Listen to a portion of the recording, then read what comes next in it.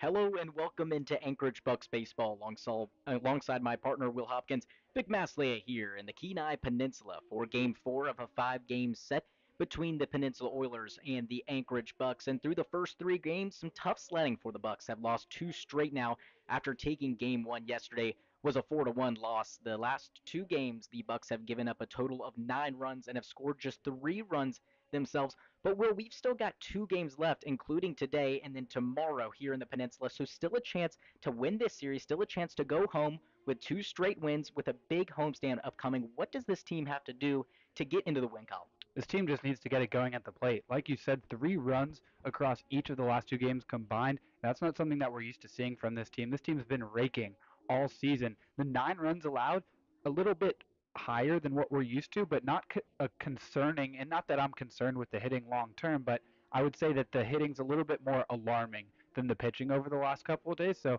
hopefully we can get those bats going today. Well, another good lineup for the Bucks. A couple of newer faces. Obviously, nothing brand new for the Bucks, but they're switching up a lineup just a little bit. We talked about it before this, coming onto this, and just how it might be a little bit difficult with some guys not playing as much and then get pushed into the lineup, and some guys that are always in the lineup not playing as much. Just to give guys chances in the lineup as well. On the mound for today, Garvey Rummery for the Bucks in his third appearance, and Cody New, just his second appearance on the hill for the Oilers. We've seen Cody New play first base, and he's been a designated hitter, so he does have a good bat. Has a couple of base hits in this series. Did not play yesterday, of course, probably in preparation for today. So we're going to take a little bit of a break here. We'll talk about both of those pitchers. We'll get to the starting lineups and more after.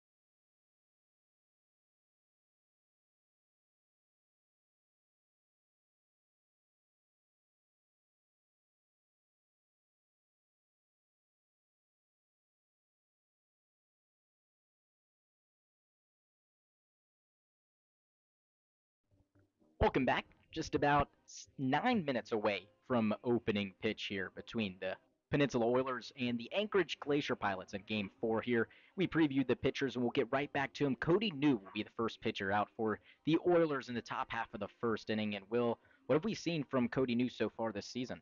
Well, for this series, we've seen him at the plate and in the field, like you mentioned, some first base, and then also serving as a designated hitter. 1 for 6 in the series with a walk and 2 Ks. But as far as it goes on the mound in league play, just one appearance so far. That was in relief, so this is his first start in the ABL this season. 2 and 2/3 innings, no hits, no runs, 4 strikeouts, and 1 walk. So did well. And as for Garvey Rummery, this is his third appearance. It's been a little while since he's pitched for the Bucs. Now a week, June 21st against the Glacier Pilots. Pitched just 2 innings in that 6-5 win. No hits, no runs, very clean ball. Did have 3 strikeouts in those 2 innings, so we'll see a good bit of um, fastballs and a good bit of breaking balls from him to fill up the zone, and he'll most likely go for the strikeouts. We've seen some of the pitchers like Halverson, he's a big strikeout pitcher. Cole Carlone didn't have his best stuff. To get outs, he manufactured them really well, pop outs and ground outs. So for Romery, we might see an increase in strikeouts from what we've seen so far for the Bucks pitchers. Back on June 10th, Garvey Romery, that 2 strikeout game was also just 2 innings pitched, 2 and 2/3 innings pitched. He gave up 3 hits and 3 runs, but just one was earned. So a good start in his last time out in June 21st, and hoping for another good one here. So we'll go ahead and give you the starting lineups. We'll start it out with the visiting Anchorage Bucks. Yeah, for the Bucks, it'll be Max Ross leading things off in center field. Josh Hankins starting on the hot corner, batting second and batting third, and playing first base will be Big Cole Carlone. Will Burns will bat cleanup and play shortstop. Adam Enyart in left field will bat fifth, and Brody Briggs behind the plate will hit sixth. Cade Lacey in right field will bat seventh. Brett Castillo will be the DH for the Bucks today, and he'll bat eighth. And to round things out, it'll be Christian Powell at second base. So Ross, Hankins, and Carlone, Burns, Enyart, and Briggs, Lacey, Castillo, and Powell with Garvey Rummery on the mound. As far as the home team goes for the Oilers, it's Petey Soto Jr. leading off again. Cole Dawson at second base will bat second. Soto Jr. at shortstop leading things off. Robson will bat third and play center field. Elijah Vogelsong Lewis will play left field and bat cleanup. Ty Thomas will bat fifth. He's playing the hot corner. Brock Worthgen will be the designated hitter and bat sixth. And the final three, Wilson in right. That's Cole Wilson, Braden Smith behind the plate, and Zachary Ferris at first base. So Soto, Dawson, Robson, Vogelsong Lewis, Thomas, Worthgen, Wilson, Smith, and Ferris with Cody New on the mound. And it's the third consecutive game that we've seen an identical top five from the Oilers in that lineup, and then starting to mix things up towards the bottom. Yeah, well, so just moments away from first pitch here, and going back to Rummery, this is his third appearance for Cody New, just his second. So guys that have not appeared in many games so far for this ABL league, as opposed to some of our other starting pitchers, not in the leadoff position for the Bucks. And it's to note is Zane Kelly. He's not hurt or anything, but Max Ross does get back to the starting or to the leadoff position. He'll roam around in center field. Of course, Riley Hunsaker, we're still waiting on word for him. He did not travel with the team, so he's back in Anchorage getting some rehab on that hamstring. We're not sure about his return. We're hoping for the best from him, but of course, with the hamstring, it's a lingering problem for some players, and for Hunsaker, that is a lingering problem. We hope that he makes a speedy recovery, but we just wanted to mention that he wasn't with the team. So if you were hoping to see him, unfortunately, he will not be here in the Peninsula. He's not played in the past 3 games and will not be joining the Bucks until at least they get back into Anchorage. The first game back will be on Monday. We have a day off on Sunday. That is also versus the Oilers, oddly enough. They make their way north towards Anchorage to play us. So we'll take a little bit of a break here. We'll give uh, time for the PA to give the starting lineups themselves and the national anthem as well. Just about 4 minutes away from first pitch, so don't go anywhere.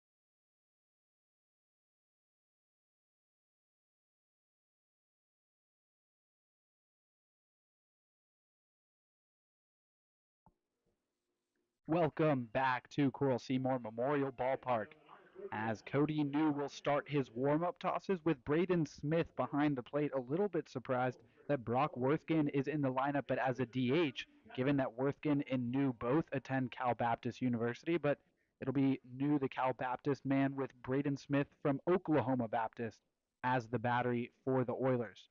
Cody New, 6'3", 225 out of Hesperia, California. Also played football at Hesperia Christian High School in addition to baseball. Comes from an athletic family. His mom played basketball at Vanguard University, and his dad played baseball at Dubuque University. Apologies if that pronunciation's incorrect, but for New, it was 45 and two-thirds innings at Cal Baptist as a freshman this past season, a 7.29 ERA, 2-2 record, 22 appearances, 7 of them starts, 44 strikeouts, and 34 walks. Like we mentioned in the open, this is first start in the ABL this season. 2 and 2/3 innings and just one relief appearance. That coming 6 days ago on the 22nd in a 9-4 loss against the Miners. No hits, no runs, 4 strikeouts, and 1 walk. So clean stuff from New in that appearance. And we've seen him already this series, but this will be our first look at him on the mound. The defense behind him will be Zachary Ferris at first, Cole Dawson at second, Petey Soto Jr. at short, and Ty Thomas at third, with Elijah Vogelsong Lewis in left, Colin Robson in center, and Cole Wilson in right, and once again, Braden Smith behind the plate. As we mentioned for the Bucs, no Riley Hunsaker this series, and a bit of a domino effect from that will be Cade Lacey playing right field. We've mostly seen him at third base in the field, but some shifting causes him to play right. Zane Kelly getting the day off after playing center yesterday, something we hadn't seen from him prior to the Hunsaker injury. It'll be Max Ross back in the leadoff spot with Josh Hankins and Cole Carlone following him in the top of the first for the Bucs. And the Bucs would love to get some early offense going after a slow 2 days at the plate the last couple of days. To give you those Bucs at the bat, here's Vic Masslia with the play-by-play. Thank you, Will. Cody New, the left-hander, steps up onto the rubber. Max Ross takes his usual deep breath and steps into the batter's box.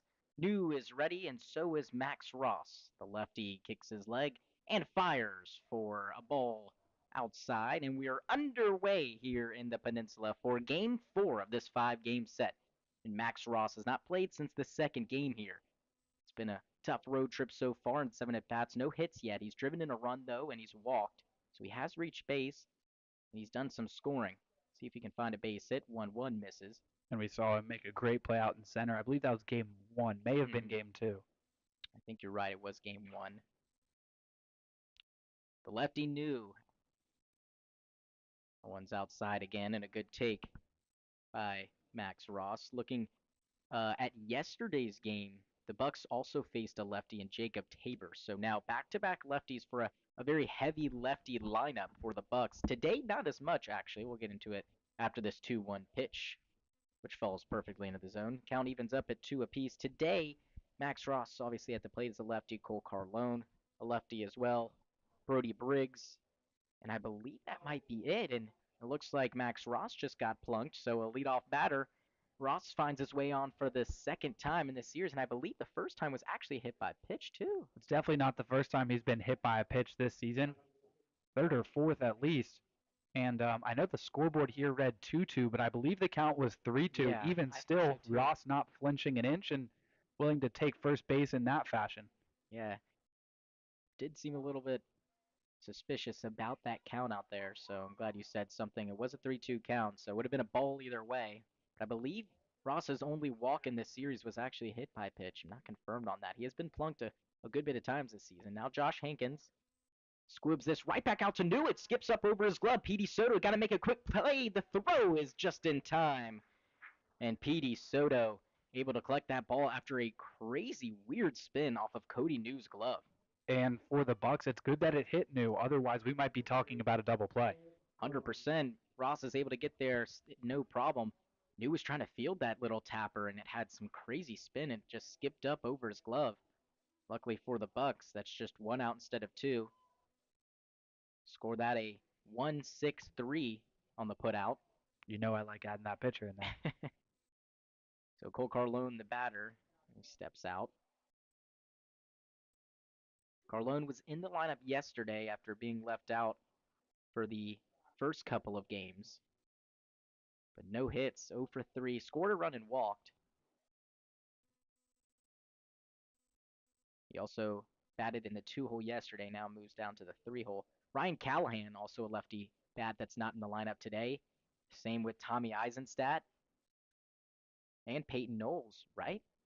Yeah, maybe his coaching staff deciding that they do value that getting that lefty righty matchup with New on the mound. And I don't know if they knew New was on the mound, or if they maybe just guessed that the Oilers would throw another lefty after Tabor went yesterday. Anyways, the meeting on the mound breaks up between Smith and New.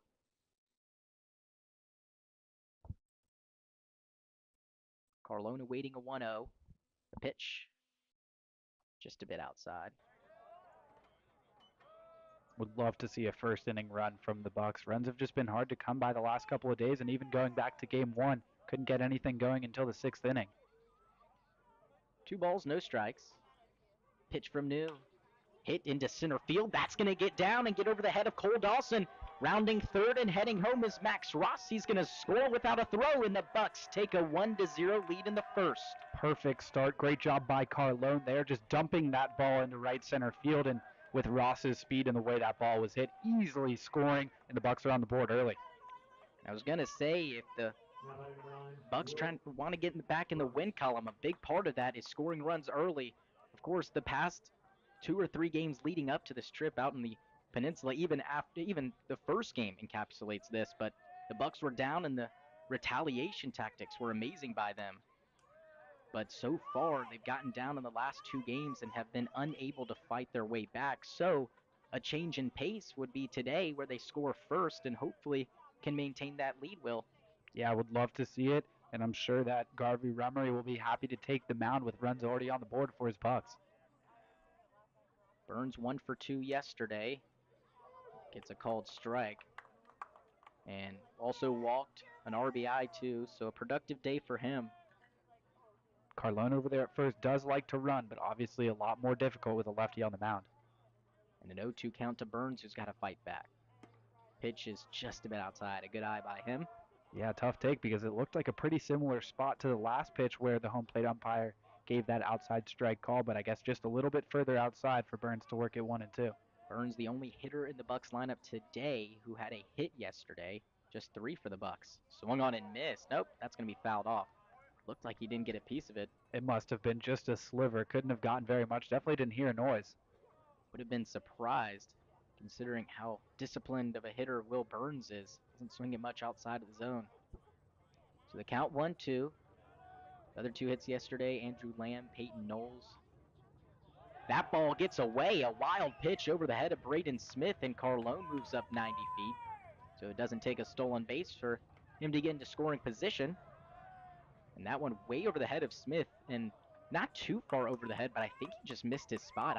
Or maybe a missed pitch, because Smith was not ready for that. I think they were maybe looking for a fastball low, and instead it was above the left ear of Braden Smith, and I don't think with a fastball he really had any chance of getting his glove up in time. The count evens up at 2-2. Middle infield pinching towards second base. A big hole on the right side. Pitch. Curveball misses inside.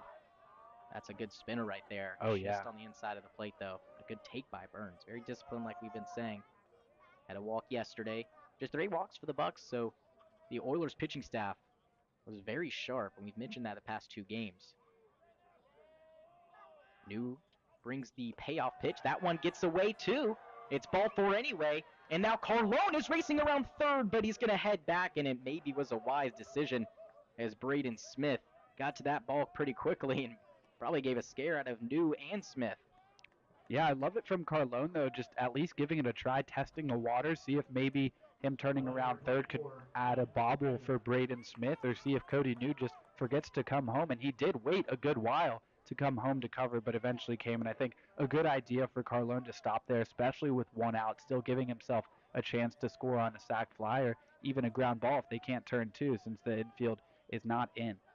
So now runners at the corners after the 1-out walk to Will Burns. He was 0-2, fought all the way back, and that's what we talk about, that plate discipline, and Burns is one of the best at it. Plays in almost every single game for this Bucs team. Now the batter, Adam Inyart. That one misses. Inyart was not in the lineup yesterday or the day before, except he pitched in the second game of this series. But did play in the first game, was 1 for 4. Burns goes early. New doesn't know what to do. He's going to throw it to second. Now Carlone's going to have to make a decision. And now they're going to throw to third. Carlone is safe, and so is Burns at first. Whole bunch of nothing in the end. Exactly. And if you're the Oilers, really, you didn't do anything wrong. You didn't want to make a play on Burns and then have Carlone score. New might not have looked the most confident in that situation, but he got the job done. They managed the situation pretty well. I was wondering if Burns and Carlone would get up to something. Both of them have attempted a good number of stolen bases. That one, a sword swing from Inyart, who knows it. A really good breaking ball from Cody New fools him. And Inyart, like I said, was 1 for 4 in the first game, so does have a hit this series. And pitched in that second game. So New looks back, Burns. The next one is a called strike, and Adam Inyart can't believe it. That one looked a bit on the outside part of the plate. I don't know if it caught it, though. Yeah, tough to tell from here. The only reason I was hesitant to say that Burns and Carlone might be up to something is because New was struggling to find the zone. Don't want to run into an out, but done a good job here. That one swung on and missed. He gets Inyart. Climbs the ladder. The fastball takes care of the 5-hole batter. And now Brody Briggs bats with 2 on and 2 out. Yeah, Briggs not your typical 6-hole hitter, hitting .306 so far this season. So definitely still a good candidate to drive home Carlone, but would have liked to have seen something in the air there from Inyart, but it's not worst case scenario. Last thing you would have wanted to do was ground into a double play. Check back to first, but Burns is in there safely.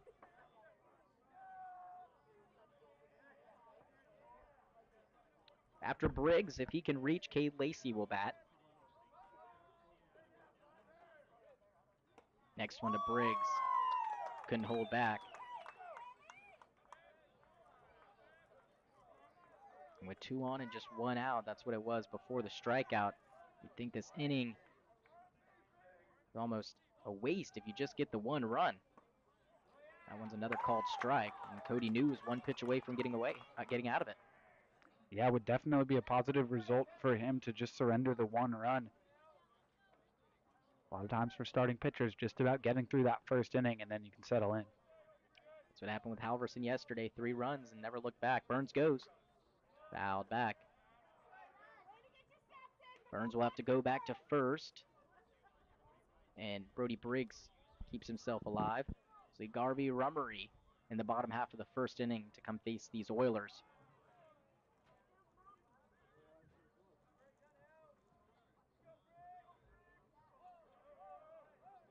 Next one by New on the outer half in ball 1 for Briggs.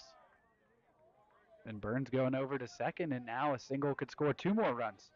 The Oilers scored first in all 3 games. This is the first game where the Bucs have striked first here in the top half of the leadoff inning.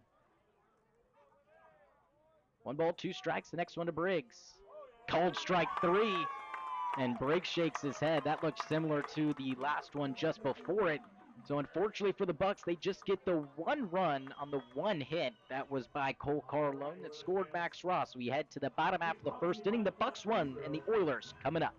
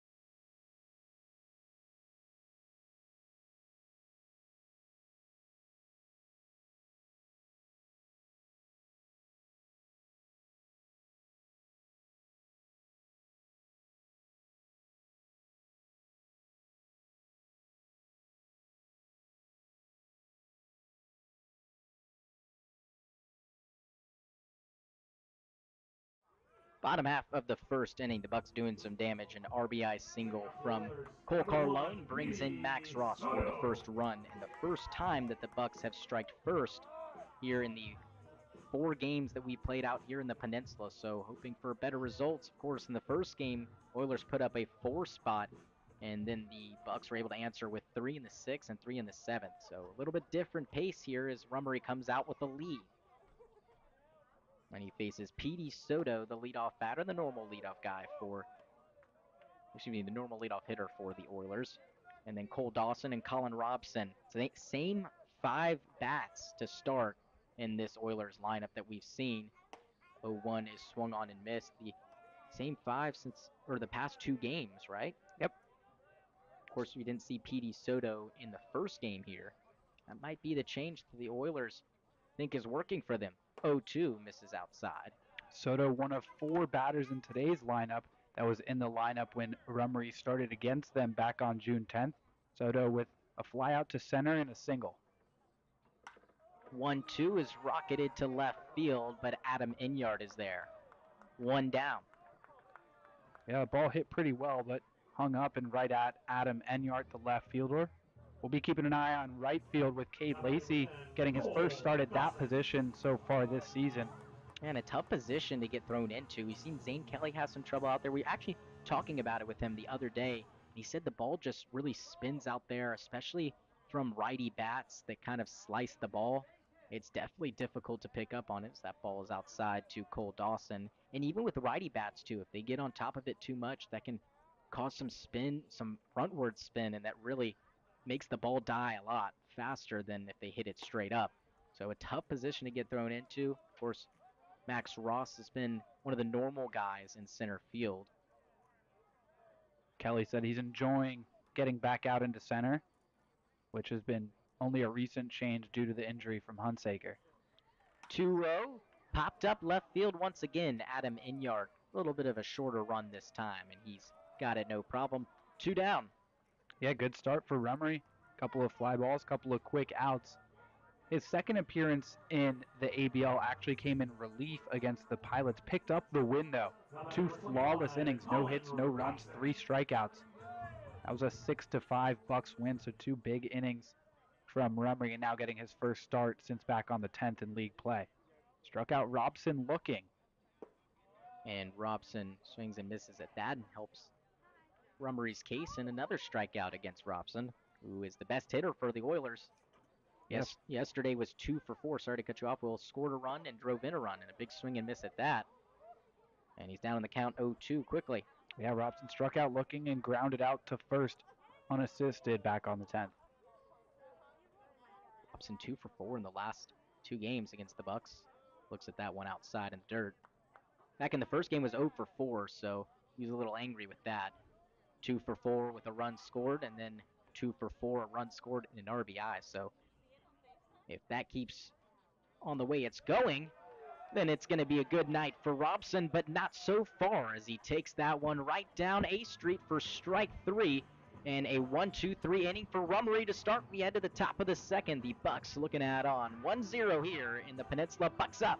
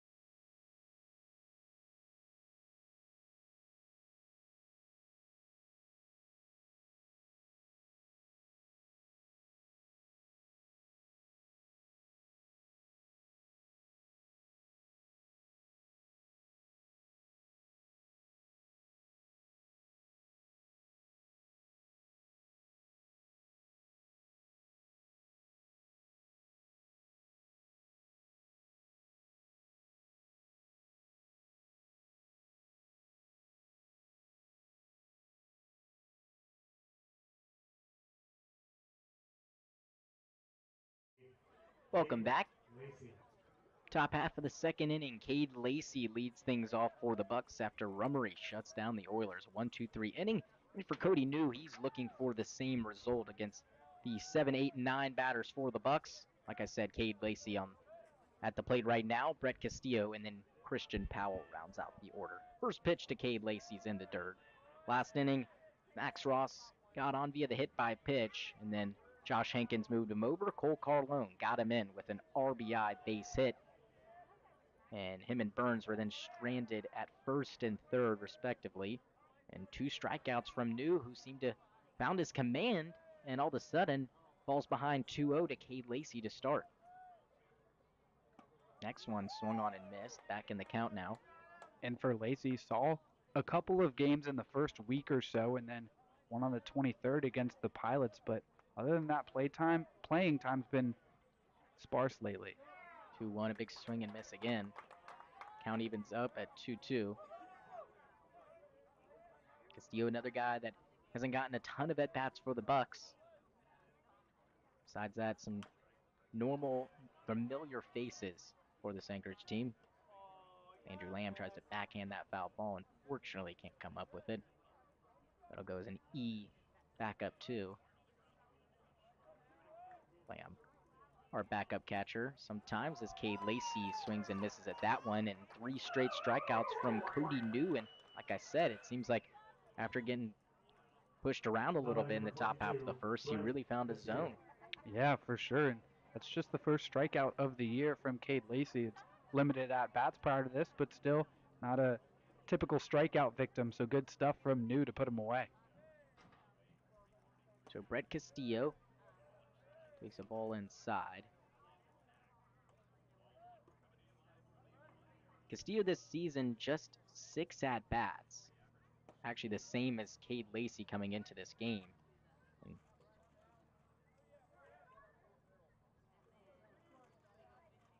2-0 count quickly to him. Now a 3-0 count, did not refresh my page after the last game. Castillo with 9 at-bats on the season, Lacey with 6. Still not that many more. Castillo just with the 1 hit, has driven in 2 runs though in limited appearances at the plate. And Cody New fires a strike down the middle. Castillo with 2 walks, just the 1 strikeout, so he's found himself on base a good bit in just his 9 at-bats. 3-1, swung on and missed, or I should say 9 plate appearances. Or would be 11 plate appearances. Back-to-back swing and misses that last swing and miss makes it a payoff pitch to come, and it's down low for ball 4. Another walk for Cody New. That's his 3rd one so far. One of them was a hit by pitch, though. And that can't feel good for Cody New after working back to 3-2 after falling behind 3-0 just to end up losing his man in the end. That'll bring up the 9-hole batter, Christian Powell. Would love to see his bat get going. Yeah, just 2 hits on the season so far. Yeah, just 2 hits on the season so far. That ball gets away. Castillo heads into second safely. I was looking towards the lower half of the Bucs hitting statistics because you'd think that Powell wouldn't have that many at-bats, but he's got 32 at-bats. He does play a lot. I say that because just the 2 hits, you'd think he'd have more at-bats. But we've seen him in a lineup a lot. A lot of it is because he has great defense now, so that's what keeps him in the order. He's drawn just 4 walks on the year, too. Struck out 7 times. But yeah, I'd love to see his bat get going. He takes a called strike. Yeah, and with that fielding, he's so easy to put it in the lineup, and you'd love to see him just improve those hitting numbers a little bit, make it even easier for him to be on that lineup card and more productive on both sides. 1 ball, 1 strike, squares to bunt and pulls it back. And now that one gets away too, and Brett Castillo moves up. And Cody New, it seems like all these balls getting away from Smith have been just too high or too hot to corral. What is that, 3 wild pitches now? Yeah, and they don't seem too far over the head of Smith. It seems like 4, actually. It seems like New is either not throwing what pitch Smith is throwing down, or Smith just not expecting it to be that high, and a fastball that high is really tough to catch up to. 2-1 squares again, but pulls it back. If it was a fastball in the dirt, you're more likely to have a chance at blocking it up, but that ball whizzes over your head super fast. So not sure if there's confusion or New just can't snap the ball down hard enough. Want to give some credit to Powell, too, showing bunt has a little extra going on in Braden Smith's head, thinking he might need to field it. 3-1, he gets it down, but it's foul.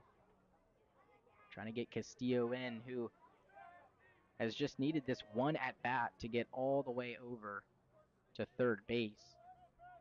2 wild pitches, and just this at-bat, 4 total. And for Powell, he's played in 9 games, which is around the 5th most. So he's definitely a familiar face. And he takes a ball upstairs. Cody New has been missing in that same spot. Luckily for them, Smith was able to get that one. Yeah, walk number 3 plus the hit by pitch of the man coming to the plate right now. And because of that, Trey Holmes is going to decide to have a chat with Mr. New. Slow walk out there, and don't know if there's another pitcher getting ready. Doesn't look like there is. So the lineup flips to the top of the order due up now. Max Ross, Josh Hankins, Carlone, if we can get that far just with the 1 out. Pretty good crowd here, still early. It's still pretty chilly out there. The past couple games have been a lot colder. Sun is nowhere to be found. And for Castillo at third, would love to have him touch home plate. That would be his first run of the season. Zane Kelly leading the team in that department with 13. Speaking of 13, Brody Briggs has played in the most amount of games for this Bucs team with 13 out of the 14 total. Bucs are 10-4, which is interesting because we've seen Lamb catch a good bit, and we've also seen Dylan Maltby catch. I can only guess that Briggs is just finding himself into the later halves of this game as a pinch hitter when the games he doesn't start, I mean. Ross will square around the bunt, lays down a nice one. Cody New is going to have to run to get to it. He flips in a great scoop at first by Zachary Ferris to bail out Cody New, but a run scores for the Bucs. It's Brett Castillo that comes around. Christian Powell moves to second, and the Oilers, yes, they do give up a run, but a huge break for them. Now 2 down and just that runner at second base. Yeah, Cody New went with the glove flip and bounced it to Zachary Ferris. Great job by Ferris, who struggled a little bit in game 1, picked up an error, saw some problems on the right side of the infield for the Oilers, but clean play there. So Castillo with a couple wild pitches, and then that sacrifice bunt is able to score. So 2-0 lead for the Bucs. Still a runner in scoring position. Josh Hankins, a big hold to his right side if he can find it. 1-0, fouled back our way. And with that sacrifice bunt, Max Ross the first on the team to double digits in the RBI department. With 10, he is leading Zane Kelly by 2. That's the next highest. Enyard has 7. And Enyard's only played 8 games. And already just the 3rd most amount of RBIs. He's found plenty of opportunities for runners in scoring position, and he's capitalized on a lot of them. See if Hankins can capitalize right here. 2-1 floats away outside. And love to see guys like Hankins or anybody at the plate for the Bucs patient, because New hasn't thrown strikes consistently. Pitch count's getting up there too. About to make his 50th pitch in just the 2nd inning. The Bucs were hitting the first pitch a lot yesterday, going deeper into counts now.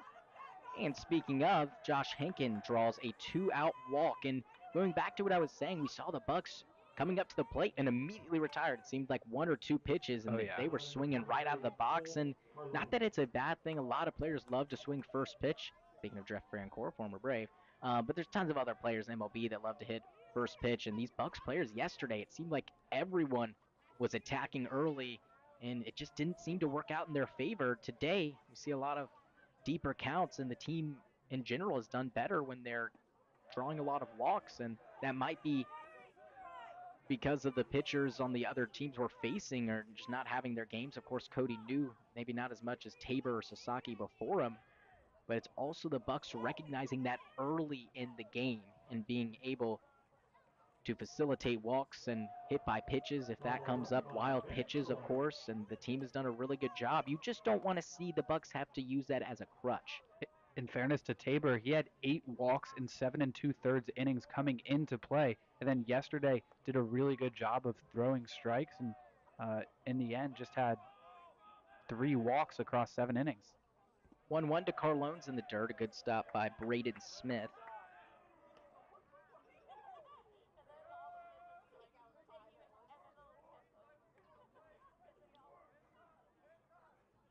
So 2 balls, 1 strike onto Carlone. An RBI single back in the first inning. Looking for some more here. Pitch is a called strike on the outer half. Seems like the umpire's been giving that to Cody New all day. Yeah, good pitch that time, and even though it's a strike, not always the best idea to swing, even though Carlone likes to go the other way. Would have been tough to put good wood on that. Deuces wild. The pitch to Carlone is fouled away. We'll try it again.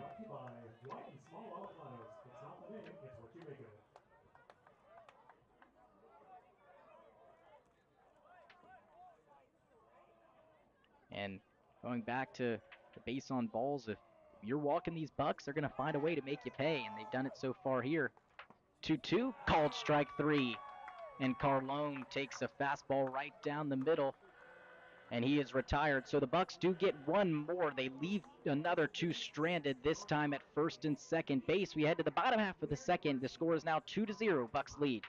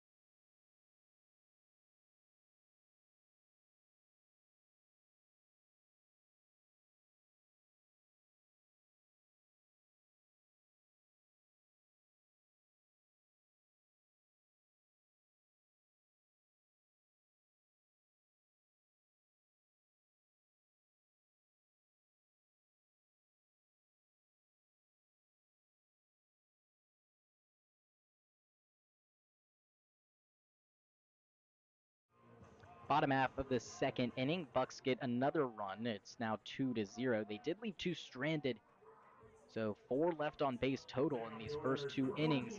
Something that the Bucs will like to probably clean up on. They've done such a good job all year of getting those runners that were on and getting them in. Runners in scoring position, and this team has been great with it. So Elijah Vogelsong will lead off the Oilers here against Garvey Rummery, who sat down the first 3 batters, no problem. 2 flyouts to left and a strikeout looking to Colin Robson. First one outside for Vogelsong.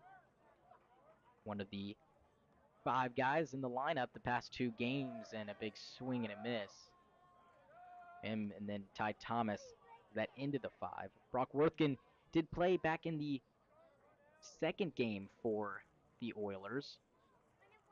He's on deck, or excuse me, in the hole, as that one's lifted over the head of Christian Powell and down for a base hit. Vogelsong is aboard, and he was 1 for 3 yesterday. Scored a run and drove in a run. Back in the second game was also 1 for 3 and scored a run. And has scored a run in the first 3 games. So he's a familiar face on board for the Oilers. And that'll bring up Ty Thomas, who moves back over to third base. And talking about Vogelsong, Lewis scoring runs, tied for the team lead with 6. First runner aboard for Rummery. Now working out of the stretch. That one's just a bit off the plate. Looked similar to a couple pitches we saw from New, called a strike in the first inning. See if that zone stays consistent. for both these pitchers. 1-0. That one not called a strike on the outer half, and that one looked even better than the one before. And for Briggs behind home plate, he was struck out looking, so he is all too familiar with how the umpire was calling it for the Bucs at the plate. 2-0, foul tipped into the mid. Got to keep an eye on Vogelsong Lewis over there at first. 3 stolen bases. Hasn't been caught yet this season, and Rumry, the lefty, should help in decreasing that lead. Briggs got a good arm too, so it's going to be tough for Vogelsong Lewis, who slipped as he was getting back to first and just in time. And his arms weren't that long, or he didn't have that sliding mitt on. I don't know if he gets back in time. Super quick move by Rumry. Can see why Vogelsong Lewis would slip, not expecting it. 2-1, popped up, straight up on the infield. Josh Hankins, the third baseman, is under it and makes the grab for out number 1. Yeah, that one hit a mile high, and the sky with these clouds almost white, so good thing for Hankins that ball didn't blend in anywhere up there. So that'll bring up Brock Worthkin. Now we're facing the bottom 4 in the lineup, who is not familiar with this Bucs team as much as the other guys, considering the other guys now in their 3rd straight game in the same order, 1 through 5. Not only less familiar with the Bucs, but less familiar with Rumry. 8th place hitter Braden Smith, the only one in the bottom 4 that faced him, only saw him once and walked. So playing to the Bucs' advantage, we'll see how Rumry works around them.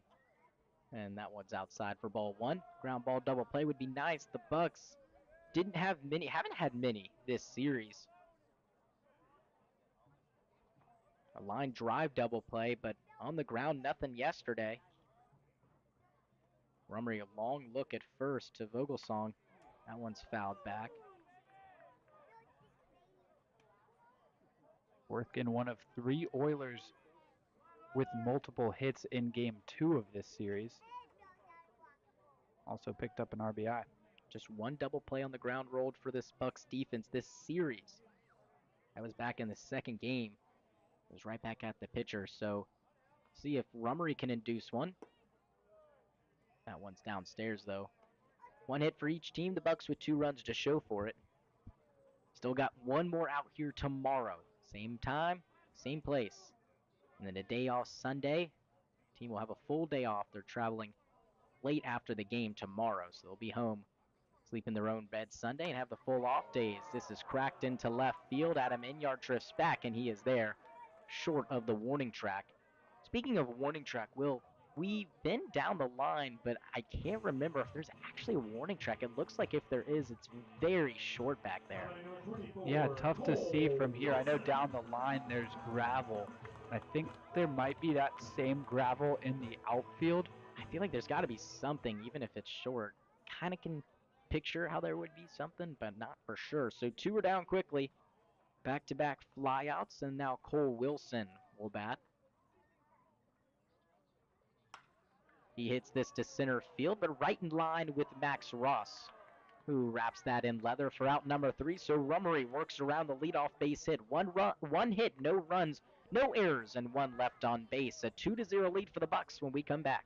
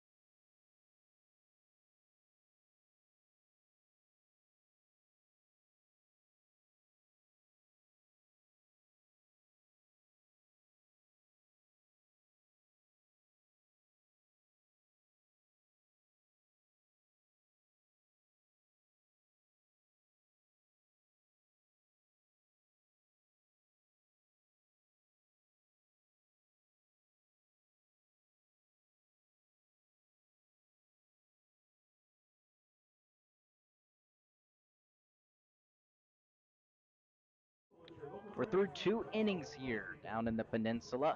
The Bucs up 2-0, and they'll bring up their middle of the order. Will Burns will lead it off for Anchorage, and then Adam Inyart and Brody Briggs will follow after him.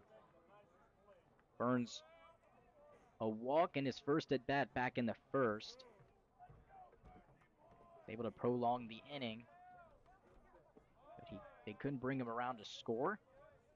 Inyart and Briggs both struck out, so they're on deck, out for blood against Cody New, who gave him some trouble back in the first inning. Just allowed that one run to score, left two stranded. That's a called strike, 1-1. Bucs have left two stranded back-to-back innings, so definitely something you want to see changed. Of course, they did score 2 runs, and they're up early in this game, which is something they haven't been doing. And 2 out of the 3 games has hurt them that they haven't been up early. Yeah, it's good to see guys on base. Even though just the one hit so far, haven't been a ton of guys on base the last couple of games. 1-2, swung on and missed. A nasty breaking ball. Fools Will Burns, you don't see that too often. No, it seems like there's a ton of horizontal and vertical movement. Looks like a curveball that New throws, and coming into righties, it starts way up and outside the zone and then just drops in there beautifully. He had a really nice one to Adam Inyard, who was almost completely fooled and just waved the bat at it. And we'll see if he puts together a better at-bat here and tries to make an adjustment. Big swing and miss. He's really early on it. Yeah, New looking more confident out there the last couple of pitches. Would definitely love to have a cleaner inning. Inyard's those 7 RBIs. That big slow swing and miss at that one. Seemed like he wanted to take it back once he started to go through with it.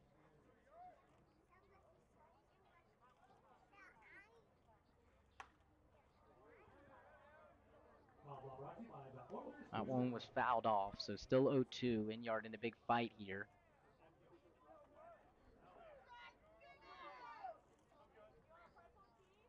Next one, a tapper. It's going to be a tough play. Who's going to come and get it? It's going to be nobody. Adam Inyart is in there safely. It's most likely an infield single because no one touched the ball. Got to be an infield single. Couldn't have gone out there and rolled the ball with his hand into a better place. And between New, Dawson, and Ferris, nobody really had a great path to get to it. And eventually Ferris left first base to try to go get it. And by the time Dawson got it, Ferris was gone. And even if he was still there, I don't think they're getting Inyart. Yeah, with Cole Dawson playing so far back at second, that one originally looked like it would have been towards second, but it was hit too softly. If anything, Ferris next time would probably charge it and make it clear he's going for the ball, which would tell Cody New to head to first base, but that's a really big in-betweener as that one gets away from Smith, and Adam Inyart moves up. Brody Briggs was squaring around to bunt and pulled back at the last second, and that's just insult to injury. First off, he pulled back, and he gets the ball called, and then that one gets away from Braden Smith, probably because it was so distracting and an inside pitch like that was unable to corral. Not the first time we've seen that, where a Buck has showed bunt and then pulled it back and the ball just gotten past Smith, and now Inyart over to second without having to sacrifice an out. 1-0 in the dirt. Great stop by Smith, and watching that back on the monitor, unfortunately it could go down as a pass ball. It hit his glove.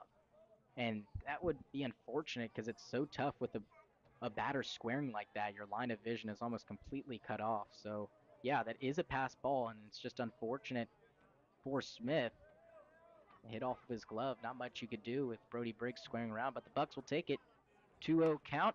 Briggs hits this one to short.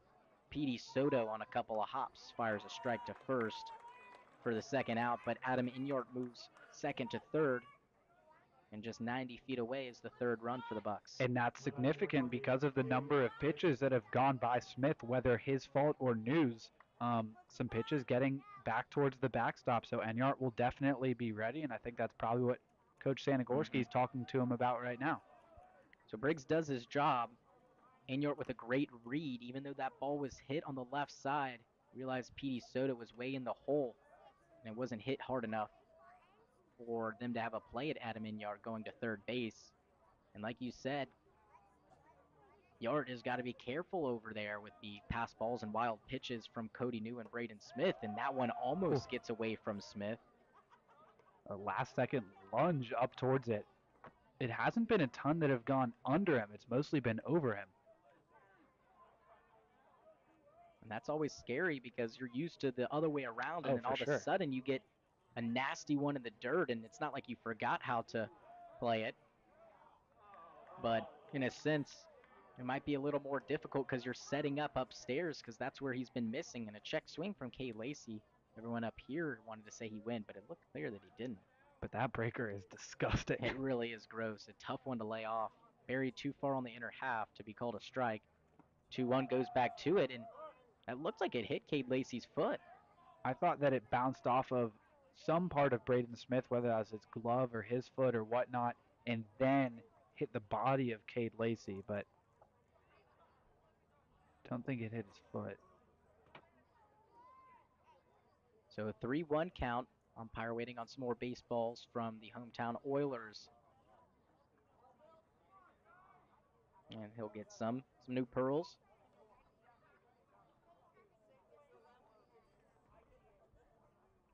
Lacey just trying to prolong this inning with a 3-ball count, and how wild Cody New is, I wouldn't be surprised if he can't find the zone and walks Lacey. But of course, Cody New has that strikeout stuff, and just 2 pitches away from another strikeout, or 1 pitch away from getting the ball on the ground or in the air, and that one's downstairs. So it will be a walk for Cade Lacey, and it will bring up Brett Castillo, who has walked himself just last inning. Yeah, New just struggling to find his command consistently now. 5 walks in addition to the hit by pitch. Number 22, Brett Castillo. So 3 straight innings where New has struggled. We're trying to make this the first one where he puts up a 0. That one misses. Smith unable to hold on to it, but it doesn't kick away too far.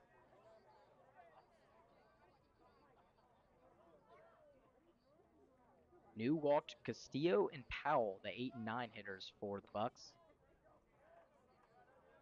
Obviously trying to adjust here and get Castillo out 1-0. That's in the dirt. And a good stop by Braden Smith, keeping Inyard over there at third. Would love to see Enyart come home. Obviously, Castillo would love to just pick up a hit, but this seems like a pretty likely and hopeful outcome for him to come home via wild pitch or pass ball. So a meeting at the mound between Smith and Cody New. Another arm has started warming up in the bullpen for the Oilers. Looks like Nick Arbach, the junior, 6'8", 215, and yeah, he looks tall and lanky out there for sure, that right-hander. Splits are something the Bucs bats care about. A righty would help. They're doing well against the lefty, and a slow swing and miss from Castillo.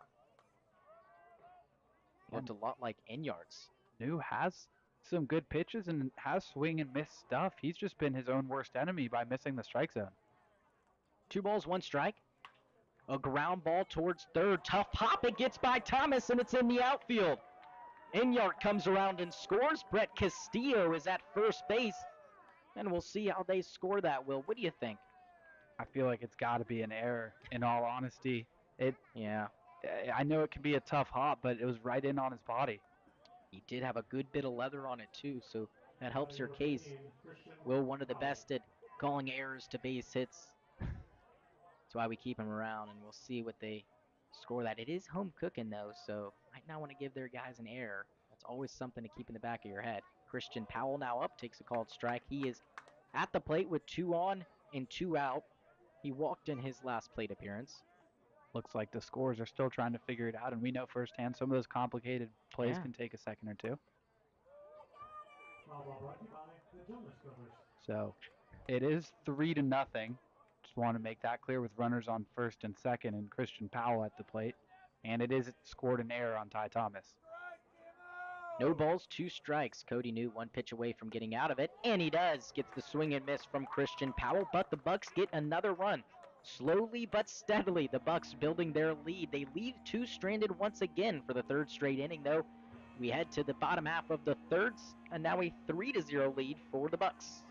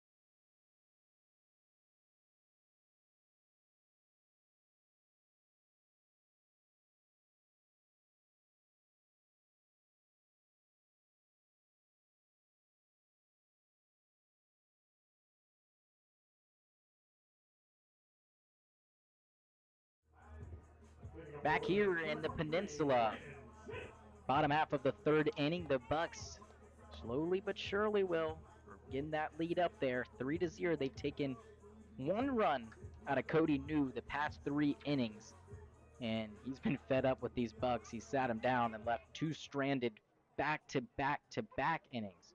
Yeah, is that how it's going to go the whole game? I hope not.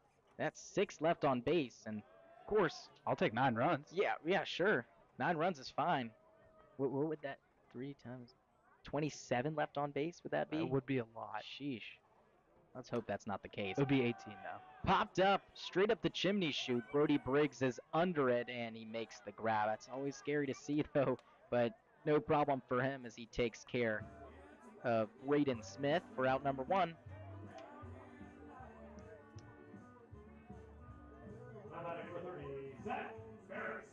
So Zach Ferris comes up to the plate. Braden Smith is the first out.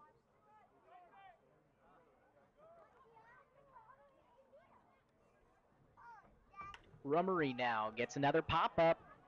Also in the infield, Will Burns this time will make the grab. And a bunch of flyouts for this Oilers offense. 2 to start the game, 2 last inning, and 2 already in this inning, Will. And that's kind of what we've seen from the Bucs at the plate the last couple of games. Yesterday, it seemed like the Oilers were lining balls, but now just getting under them.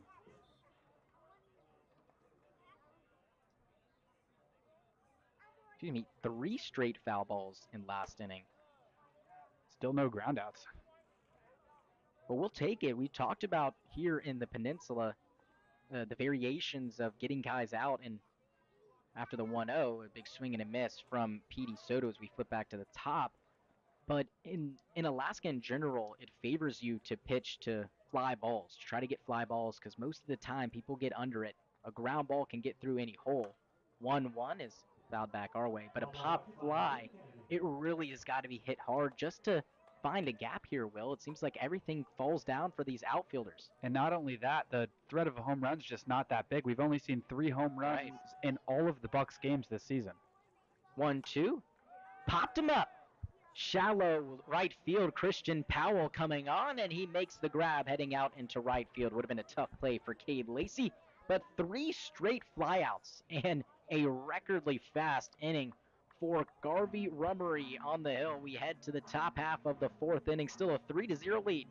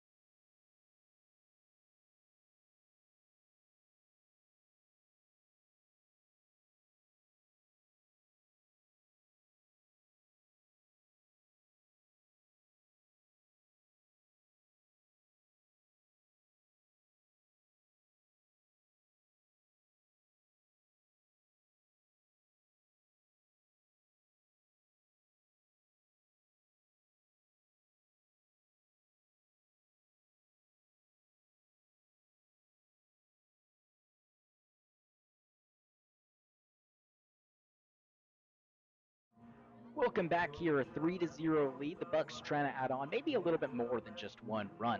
And the new pitcher, Nikolai Arbach, on the mound for the Oilers. And now with the play-by-play, here's Will Hopkins. Appreciate it, Vic. Arbach 6'8", 215, but doesn't come over the top like we see from a lot of taller pitchers. More of sidearm stuff for him from Dakota State University. Pretty experienced guy, was a junior there last year. 62 strikeouts in 51 in a third innings. So strikeout stuff for the tall righty. He'll face 1, 2, and 3 for the Bucs. First of which is Max Ross, who tips this one into the mitt of Braden Smith. And for Arbach, like you said, that interesting motion. You'd think he'd utilize his height and really come over the top like most taller guys do, but that kind of sidearm spin, that one finds the zone. And in warm-ups, we saw fastball, changeup, and just the slider. Didn't see if he had anything else in his arsenal. I don't think a curveball would really favor that arm slot too much. It'd kind of be awkward to throw. Now 1-2, and closing the line on Cody New. 3 innings, 2 hits, 3 runs. 2 of them earned, 5 walks, a hit by pitch, and 6 strikeouts. 5 walks did him in, really. Just 1 run scored. He didn't give up any loud hits.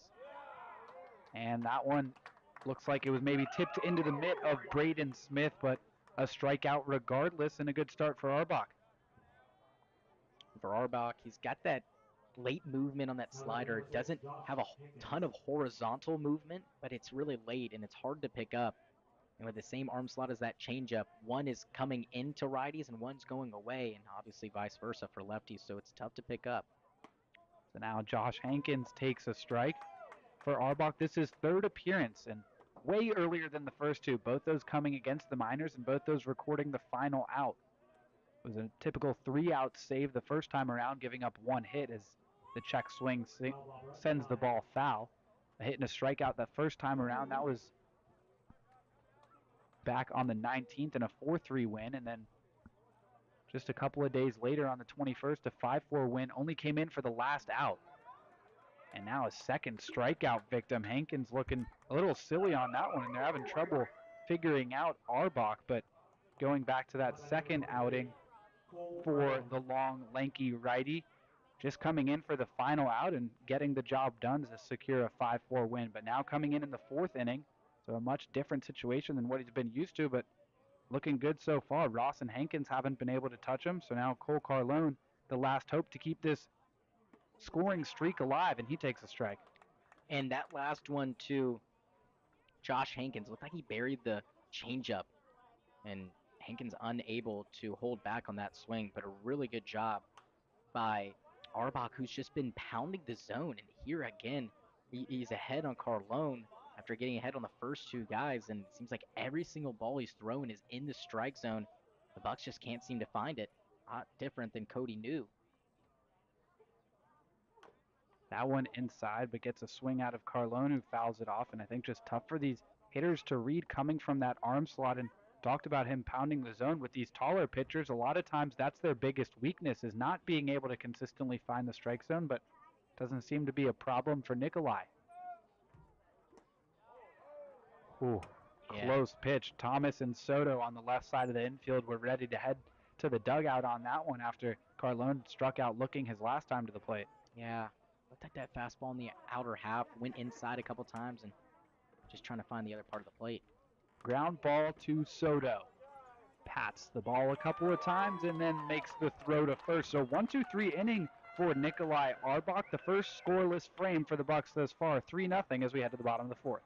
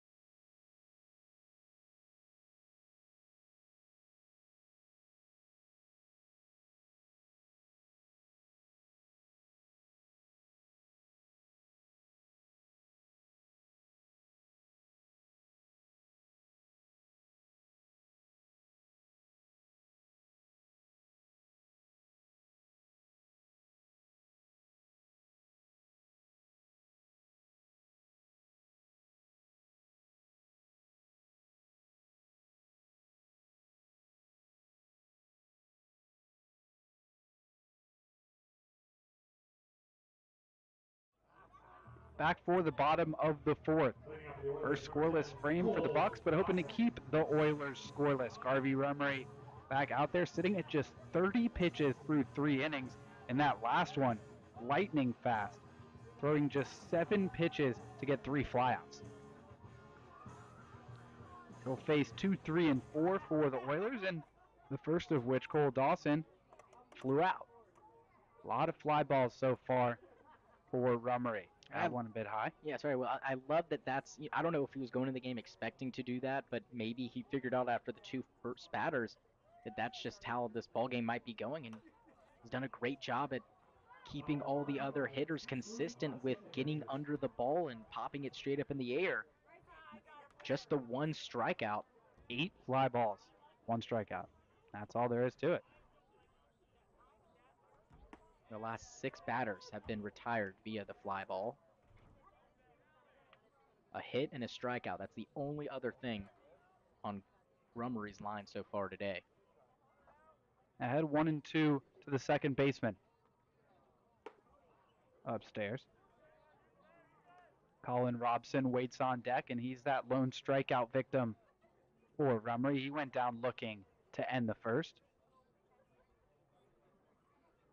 2-2. Pulled down the line foul. And for Rummery, some people might argue, well, a lot of fly balls, they could be to the outfield, so they're just getting under it. Well, we've got a ton of fly balls on the infield. 1 to third base, 1 to the catcher, and 1 to shortstop, too. And the other ones, the outfield, most of them have been pretty weak. Looking to get a chase there. Dawson doesn't budge, and even that last one that was hit in the outfield so shallowly that second baseman Christian Powell able to go get it. 1, maybe 2 of these fly balls have been hit hard. Other than that, plenty of time for these Bucs fielders to get under it. Now the payoff.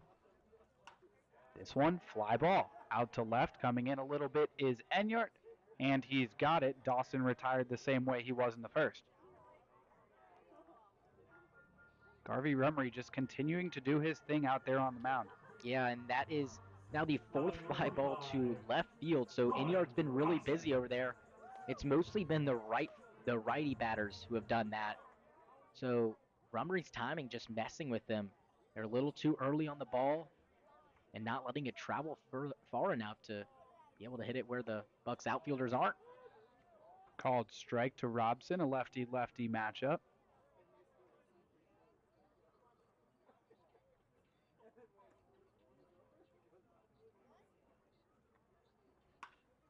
This one in the air to left, and coming on for a great grab is Adam Enyart. Full sprint and slid to the grass after securing it, but that one looked like it was going to get down, and nope, Adam Enyart's all over it. Yeah, and some might think he may be tired after 4 fly balls his way, but nah, he says he wants a 5th, and that one a line drive, a looping liner, and was able to track it down, and the lefty, you could see almost slicing that ball, so it hung up there for Enyart.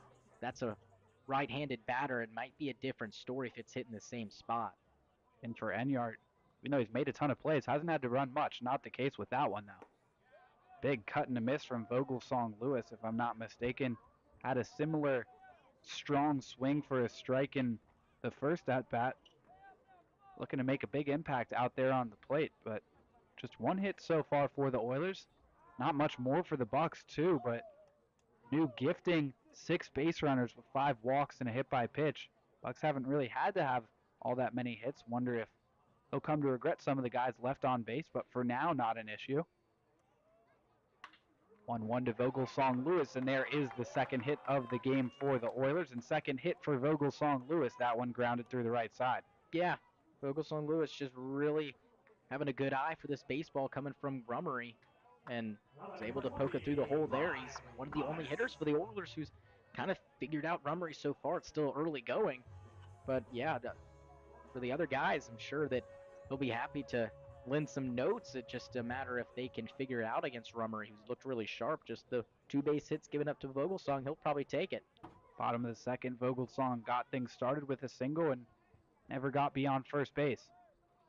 After 3 flyouts, it's one outside. Briggs quick to get to it. Making sure to keep that one in his mid, and not let Vogelsong Lewis get over to second.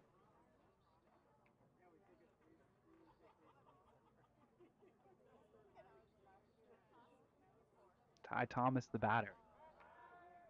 Oh Throw my over goodness. to first, and the tag is applied. Not sure what happened to Vogelsong Lewis there. Tried to go back to first standing up and just came up short of it. That was a great pickoff move. One of the best I've seen from a lefty in this league, and shades of Max Fried and a bunch of other lefties in the MLB that, not a bunch of other lefties, only a few lefties that I could think of to have a move like that. Wow. And it looks like third base coach Dave Dawson is asking for a balk, but he's not going to get it. Rummery picks off Vogelsong Lewis, and that's how the fourth inning ends. It's still 3-0 Bucs.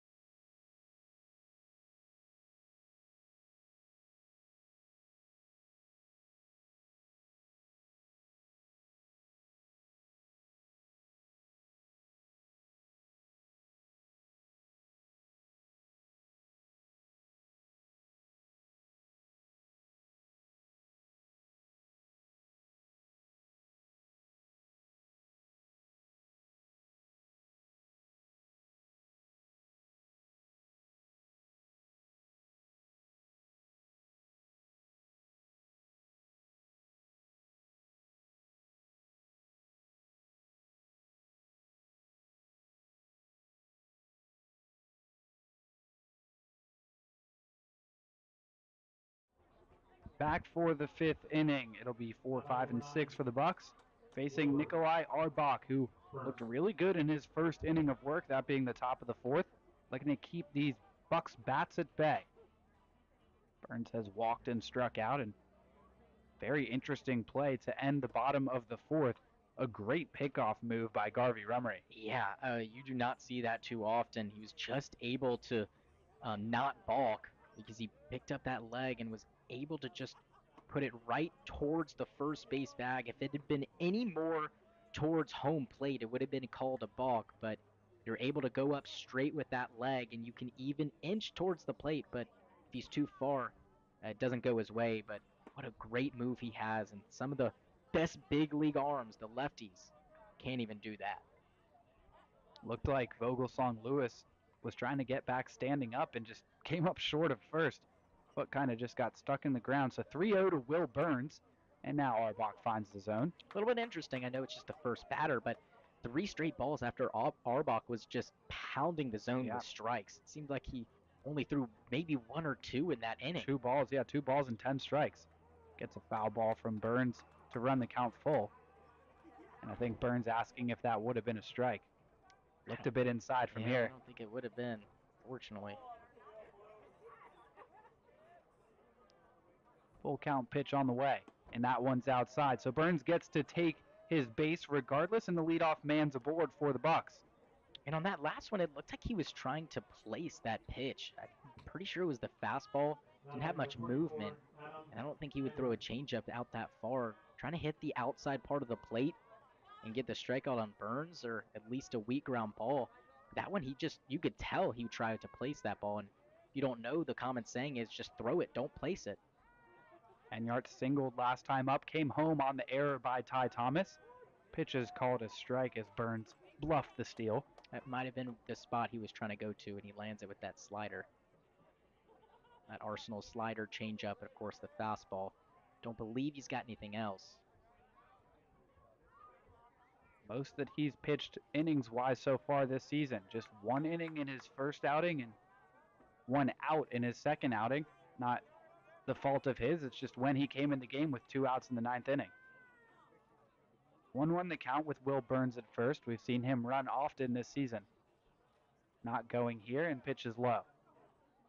And the command just lacking a little bit from Arbach, who looked really sharp last inning. And a 3-pitch pitcher, I was going to say, you see usually guys have at least 4 pitches, if not a 2-seam, either a curveball or a cutter, some sort. Not odd to see a 3-pitch pitcher as that ball finds the zone. Not odd at all tons of pitchers, especially at big league levels, are, but some of those three-pitch pitchers are really dominant because they can throw all three pitches for strikes whenever they want. And Arbach seemed to do that the first inning he came on.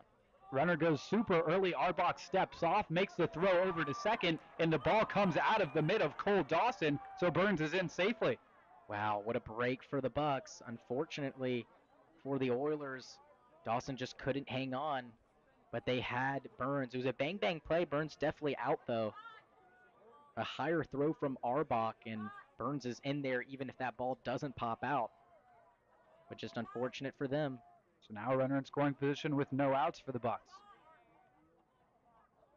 He's going for third. Pitch is swung on and missed. Throw down to third. Gets away from the third baseman, Thomas. Coming home is Burns, and it's 4-0 Bucs. Great read by Burns. A great job by Sanagorski, the third base coach over there, telling him to go immediately after they saw that ball get behind. Sometimes it's too hot off the arm, and it doesn't ricochet off anything, so if Braden Smith throws a fastball over there, it gets to the outfield pretty quick, and it wouldn't allow Burns to score, but that one skipped up a little bit and dribbled into the outfield, and Burns immediately listening to his third base coach, not looking back and trusting him, and he's able to score. And that's huge. It's a big league play right there. First pitch is a strike to Briggs, and also kudos to Enyart, who swung at that pitch, even though there were two strikes, I think, kind of trying to throw off Braden Smith and make it tougher for him to make that throw to third. And I think it's exactly what happened. It made it a tough throw for Smith. Still waiting on all the official scoring of that one, as that one goes off the glove of Braden Smith and pops right up into the air. And not to say some ball players in the summer league are playing individually or for themselves to pad their stats, but that just goes to show you this Bucs team and why they're so good. And Adam Enyart just taking one for the team there. You know you're probably going to swing and miss at that one, but at least you're protecting the runner. And Braden Smith can't throw a good strike down there, and Adam Enyart, I think, is probably the main reason why. Arbach working with one out, already one run in. Briggs fouls this one off, and still waiting on the official scoring of that one. Looks like they're calling him getting to third an error in and of itself, and then I'm assuming about to add that he went home on the same error, and there that is. A little bit surprised that we didn't see him pick up the stolen base and then come home on the error. Mm-hmm. Yeah, might have to go and ask about that one, but it's definitely difficult scoring some of these interesting plays, would you say, Will? Yes, for sure. So 4-0, the Bucs lead it. 2-2 count to the Bucs catcher. That one way outside, and interestingly, even though Arbach's done his work so far this season towards the end of games, he was mostly a starter this season in college at Dakota State University. 12 games, 11 of them starts, and that included a complete game shutout. So he definitely has the longevity, as the 3-2 is skied in the air, slicing towards foul territory. On the left side, it'll be the shortstop, P.D. Soto Jr., who makes the play in foul territory. Good job. Looked like Soto was the only one between Vogelsong and Thomas to read it off the bat and keep an eye on that ball as it was drifting out of play. For Thomas, it was tough. He'd have to tread backwards and wouldn't be able to go out in an angle, but a good job by Soto. This game looking a little bit more similar to game one, where the Oilers are kind of just gifting the Bucs runs. Only 2 hits, but 4 runs. Couple misplays for the Oilers, not playing the cleanest of baseball. Bunch of free passes as well, as Lacey starts ahead 1-0. Had a free pass his last time up. And for Arbach, similar to what we've seen from Rylan Hyder, all the way on that right part of the rubber if you're standing on it, and that's to increase the movement of that slider. As he gets the called strike, we usually see righties set up on the far left side, closer towards first base. Here, he's all the way closer towards third base. Just exaggerates the natural action coming from that side angle. Yeah, exactly. And we talked about Hyder, and he likes to do that. Makes his pitches run a lot more, especially that two-seam can really run in. Not sure if Arbach has a two-seam, but that changeup also acts like it, kind of runs down and in. 1-2 put into play on the left side. Super awkward hops. Diving play by Soto. Throw is offline, but Ferris is able to apply the tag. Great job by Soto to even glove that cleanly, but the Bucs do add on another run. It's 4-0 through 4.5.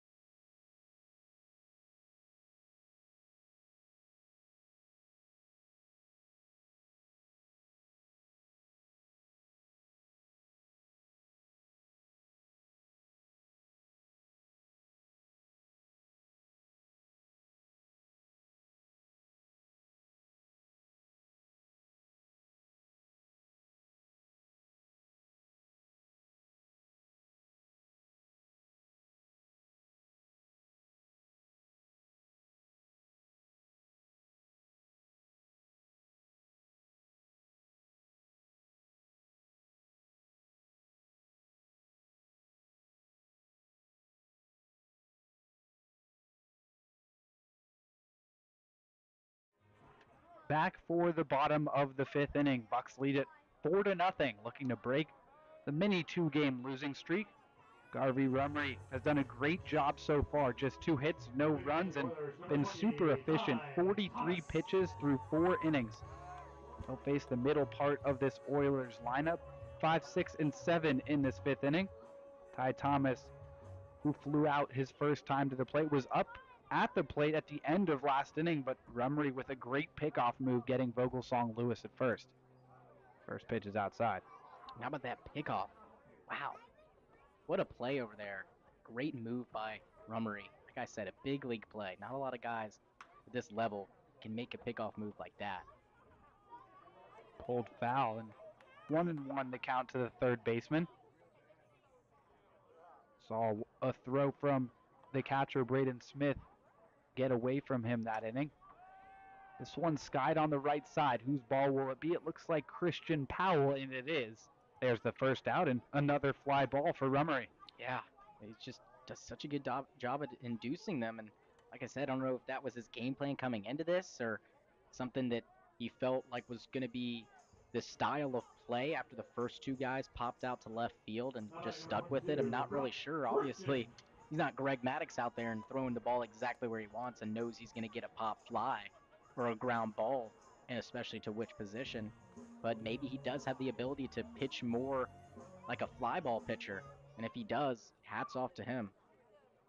So now Brock Worthgen to the plate. He takes a breaking ball for a strike. He shockingly flew out his first time to the plate. Really? Yeah, I crazy. wonder where. Oh, left field. Adam Enyart been busy out there.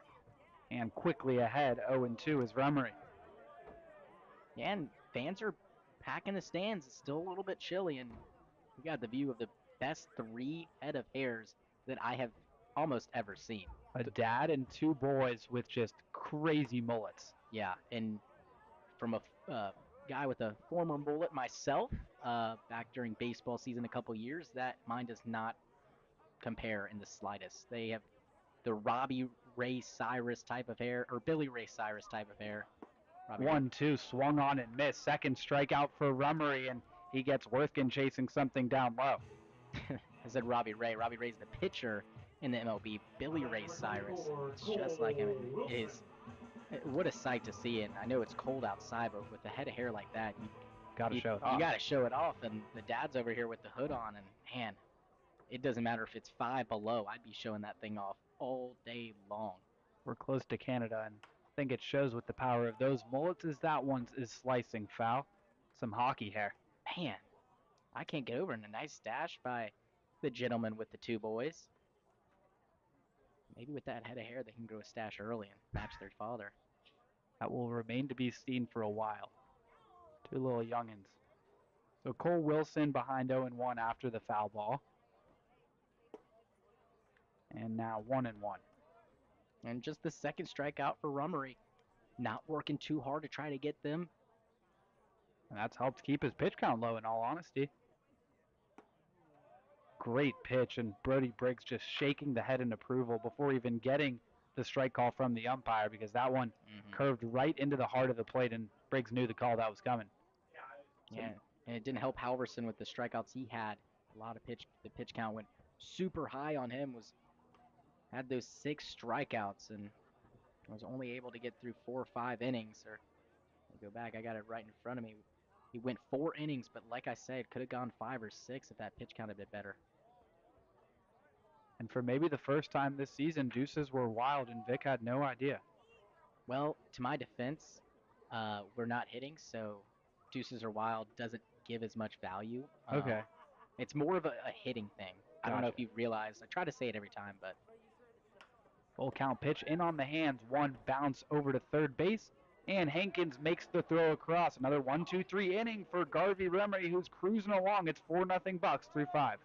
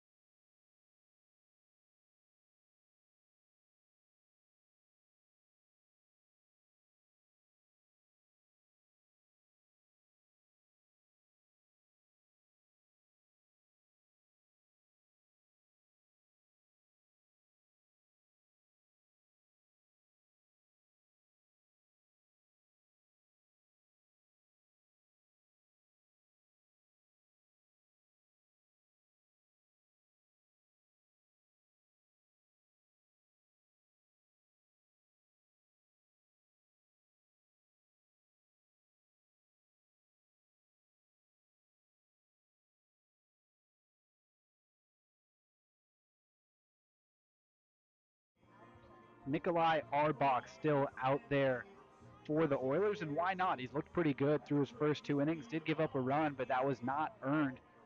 An error from the third baseman, Ty Thomas, Number 22, Brett sent Castillo.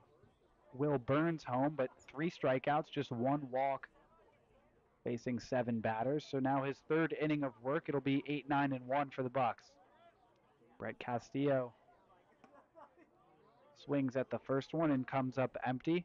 No hits, but has reached base both times thanks to a walk and an error.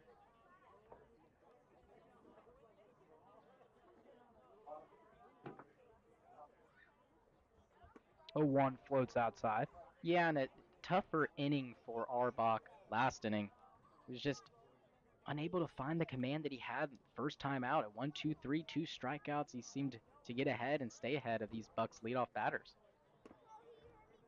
Can't catch the outside corner. 2-1 to Castillo with Christian Powell waiting on deck, and then back to the top for the Bucs.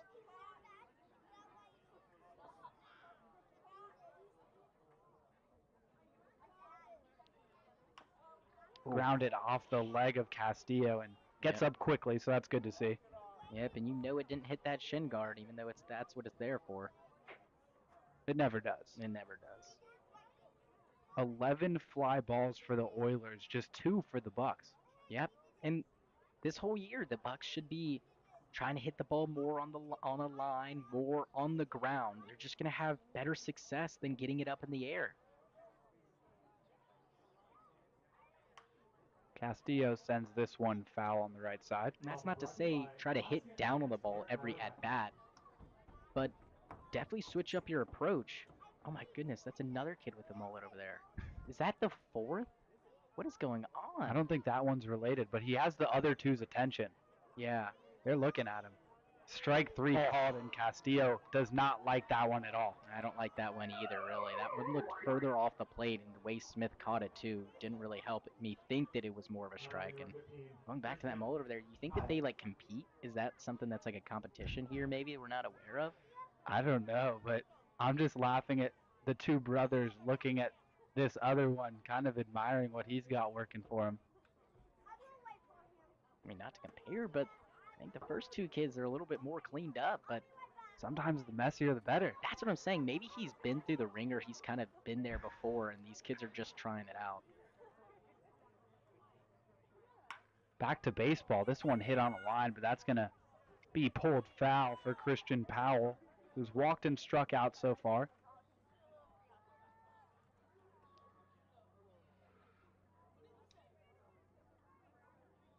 See if we can straighten this one out.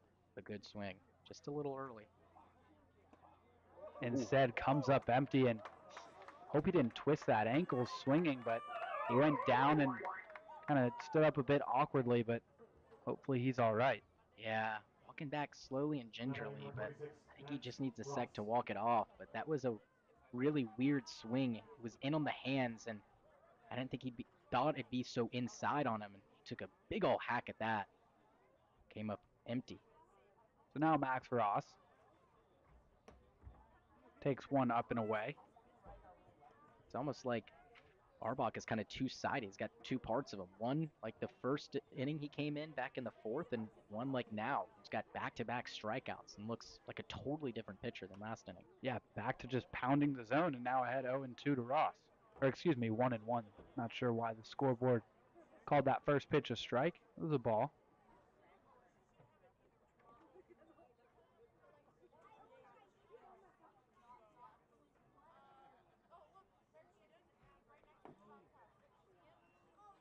So now 2-1, I believe. I'm pretty sure he has 2 strikes on him. I think it might be 2-2 or 1-2. Strike called. So it was 2-1. You were right. And now 2-2. Yeah, first pitch up and away, and never saw the strike call from the home plate umpire. I just figured with how much he's been pounding the zone this inning, these 2 strikes on him early. Now 2 strikes on him with 2 balls and 2 outs. This one put in play, looping over the head of a leaping Soto, and Max Ross is aboard with a 2-out base hit. Good job. Got to 2 strikes, but was able to stay in the count and hit something the opposite way, let that ball travel.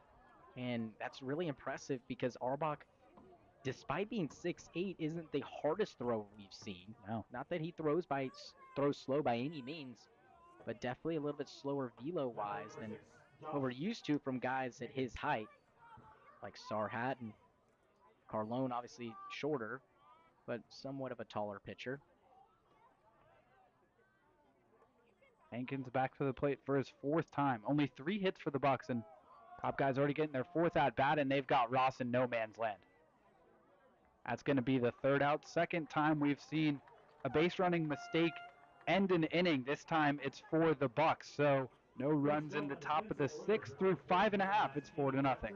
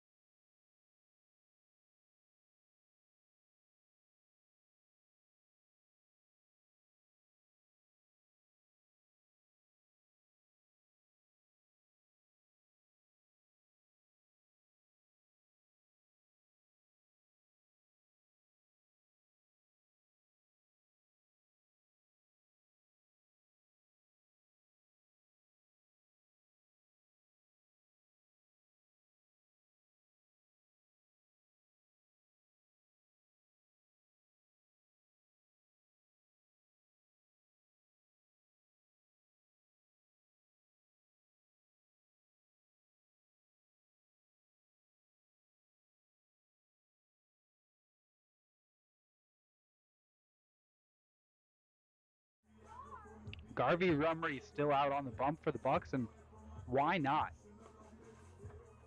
Why not? Why not is right. We have not had a lot of pitchers, not a lot of Bucs pitchers go past the 5th inning recently. Not a lot.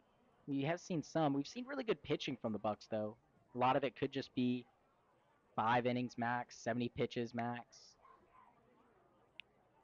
With this stretch of 7 games in 7 days, as that one is fouled straight back, you've got a starter who's sitting at 56 pitches prior to this 6th inning. Why not have him eat a couple more if he's going to continue pitching like that? Save these bullpen arms. 1-1, cut on and missed. Good pitch by Garvey. Looks really good out there. Very comfortable. It's like it's his ball game. Everything's running at his pace. 100%.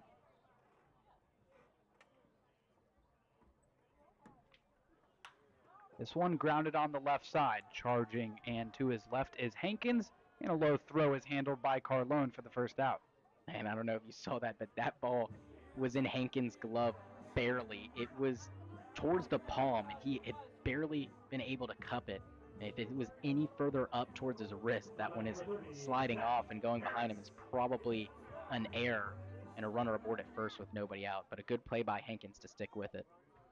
Yeah, I was wondering if he would field it or if Burns would take it, but able to make the play, so he's going to put leather on it if he can, and now Zachary Ferris takes a strike. Rumry, the San Diego State Aztec, looking fantastic so far, and gets one of those patented fly balls. This one for Max Ross in center field. Comes on a good ways and makes the play for the 2nd out. Just 2 pitches to retire Ferris. Yep, and now back to fly balls, but the last 2 batters, Cole Wilson to end the 5th and Braden Smith just a moment ago, both grounded out to the 3rd baseman, Josh Hankins. So maybe an adjustment has been made by this Oilers team trying to hit down on the baseball more instead of hitting under it. So now P.D. Soto Jr. comes to the plate, 0 for 2 so far, and big swing and a miss that time. And Rumry's really in a groove. We've seen him look great all day. Really just has it going today. That one fouled straight back, right at the mulleted men. No, they're not scared of nothing.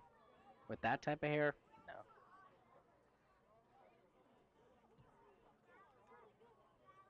They're smiling after that one, coming right into the netting in front of their faces. So 0-2 with 2 outs. Grounded to third, another chance for Hankins. Throw is right on the money. Another 1-2-3 for Rumry, who just continues to dominate out there. 4-0 Bucks through 6.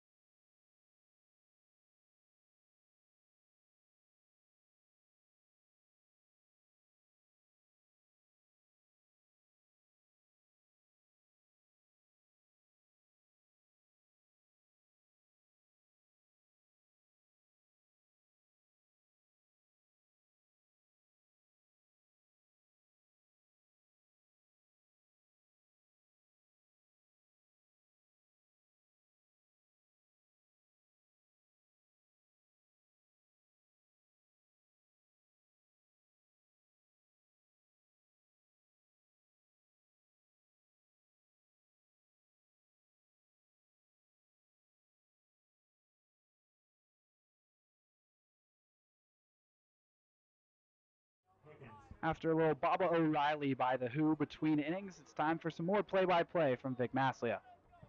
Who? Thank you, Will. Still out there is Nikolai Arbach, and he will face 2, 3, and 4. Josh Hankins will lead it off for the Bucks. You're in the top half of the 7th inning. Breezing right along now after some quicker play, I guess you could say. That's 1 run scored by the Bucks in 3 out of the 5 innings. 1 hour and 35 minutes long this game is so far. Wow. Tapper out to short, charging his Soto. He gloves, throws, and gets his man Josh Hankins for out number 1. And we were looking at it at the break. Only one pitcher for the Bucks has gone 6 innings. I'm almost positive I have done my fact checking on that, and that would be Zan Rose, all the way back. Actually, not all the way back, excuse me, but that was against the Miners on the 24th, a 9-1 win.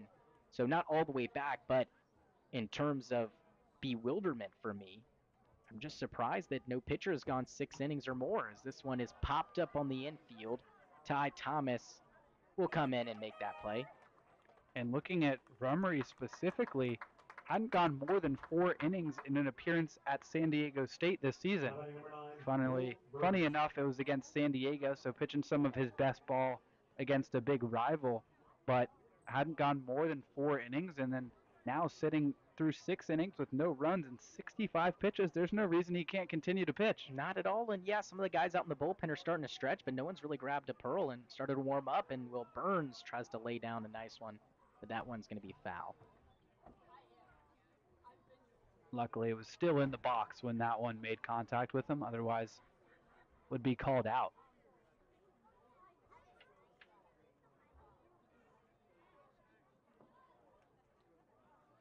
So Will Burns with 2 down. Arbach has looked really good in these 4th inning and 6th and now 7th inning.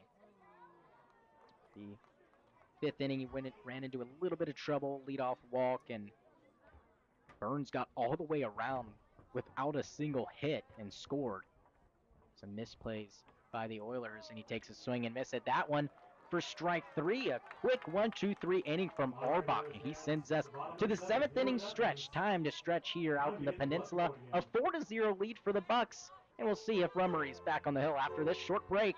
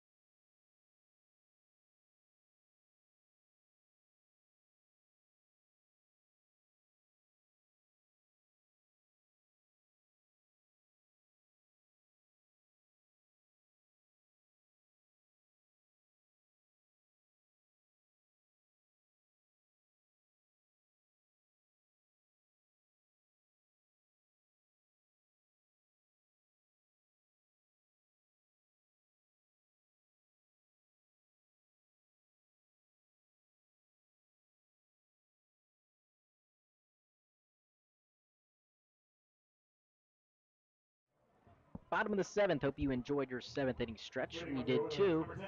And it's a 4-0 lead still for the Bucs, and still on the hill for the Bucs is Garvey Rummery. Rightfully so. I mean, he's been dealing. And barring my research is correct, no pitcher has even seen the 7th inning for the Bucs. The longest start was from Zan Rose. That was not too long ago, just 4 days ago against the Miners. And he gets a pop-up. Carlone in foul ground will have it. 1 pitch, 1 out, and he is not even at 70 pitches here to start the 7th with 1 out already. Yeah, no, I know it says 70 on your screen, but as far as I have it, 66. Might say 71 on your screen now. Either way, I have it at 66, and usually feel pretty good about my count, so I'll say that Rummery's still under 70. Yeah, and you don't have to make the decisions like the Presto people do that are keeping on the scoreboard. You guys see as this one's grounded right back over the mound, and Christian Powell has it a pick at first. And a great play all around. Carlone able to pick it off the dirt. Powell able to glove that after Rummery. A wise decision, letting that ball go. We've seen that a lot. Was just about to say the same thing, and extremely wise because the only chance he would have had was been using that left hand, which is definitely a no-no. 100%. So Vogelsong Lewis, who is 2 for 2, is the only one who's really seen Rummery well. He's the only one that's hit Rummery today. Yep, both those singles coming on the right side, so Powell and Carlone will need to be ready over there.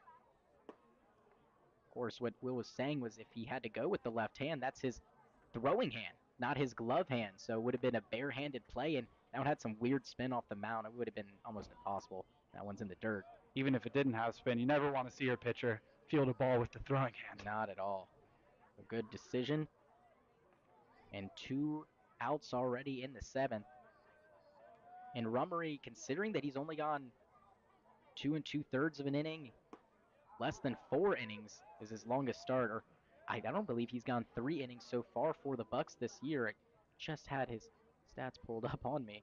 But going back to Rummery, if he can get through this 7th, it'd be huge. And that one is hit up the middle, but Will Burns is there. He gloves, throws, what a stretch, and he's out at first. Cole Carlone using every bit of that 6'3" frame as Will Burns comes over the middle. And what a play, another 1-2-3 inning for Garvey Rummery. He's through 7 here in the Peninsula. 4-0, the Bucs still lead it.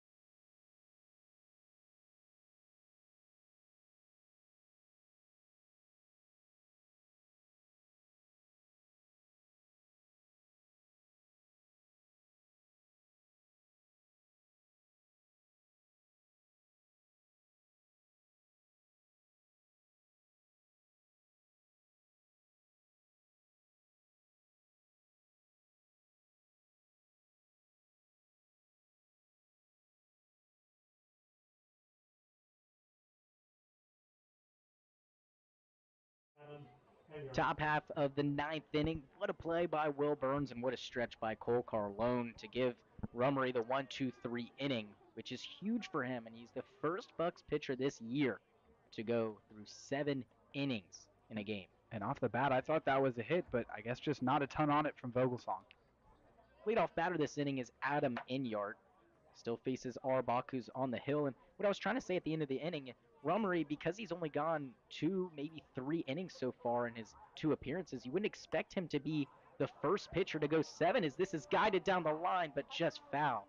But yeah, if you would have told me that Rummery, considering what we've been seeing out of guys like Halverson and Carlone, and then Sarhat, who was just here for a couple of days, but those guys, Zan Rose, of course, too. I wouldn't expect that Garvey Rummery would be the first to 7 straight innings. Not that he hadn't been pitching great. He had been pitching great.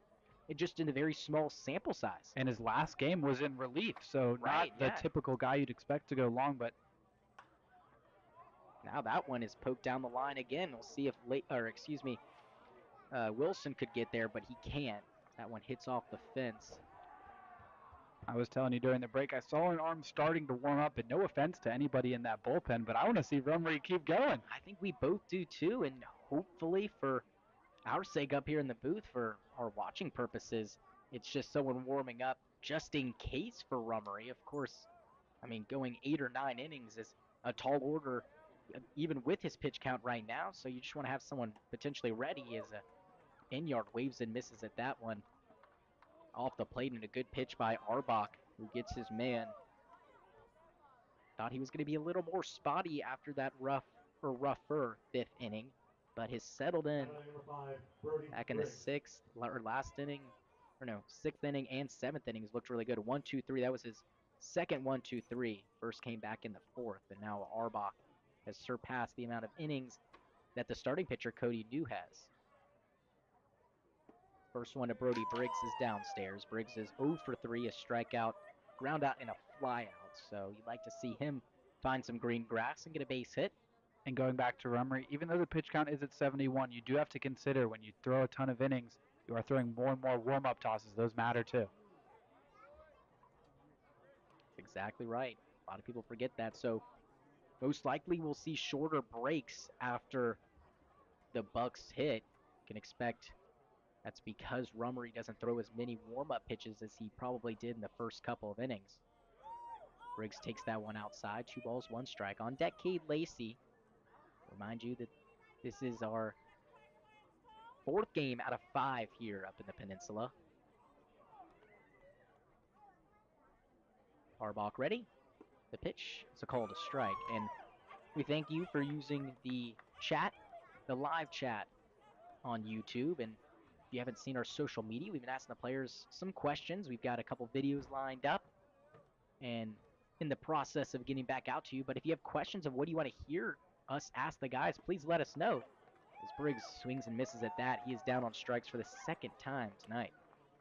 Yeah, not ideal from him that time going down on strikes, but Bucs still in a great spot here. Would like to see a couple more hits. I might be greedy, but only 3 hits for the Bucs, and even though they have a nice 4-0 lead, just some more firepower showing that that offense can get going, which we know it can, but just want it to happen. And through 4 2/3 of an inning, counting 8 strikeouts for Arbach as Cade Lacey hits this over the head of Petey Soto and into left field for a 2-out base knock. Nice piece of hitting that time by Cade Lacey. And talking about that strikeout stuff from Arbach, not the most surprising given what he did at school this year. 62 strikeouts in 51 in the 3rd innings. Wow. And when I saw that number, I expected big, high velocity straight over the top. And that's not what we're getting from Arbach, but still getting those results. Well, I think it shows that because he's a 3-pitch pitcher, you can see that he can throw those pitches anywhere he wants. And if you're going to be a 3-pitch pitcher, you have to be able to do that.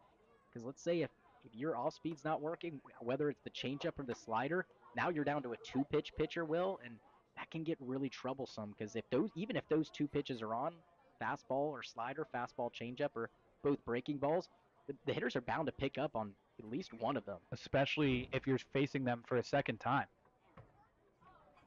That one almost hit Castillo, who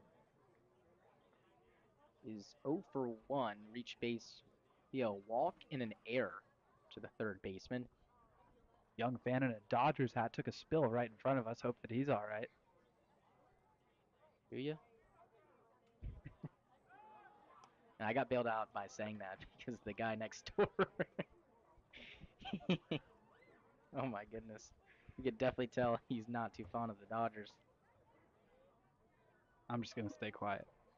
Probably the best decision. 2 balls, no strikes to Brett Castillo, the pitch. Just a bit inside, it seems. Super close from Arbach that time.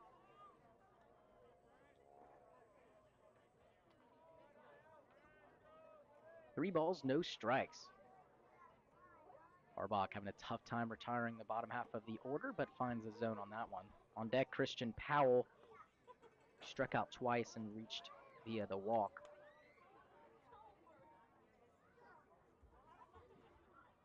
Four runs, good lead. Like to add on, though, if you're the Bucs. 3-1, another called strike. That one on the outer half of the plate. There's one walk so far for our Bucs.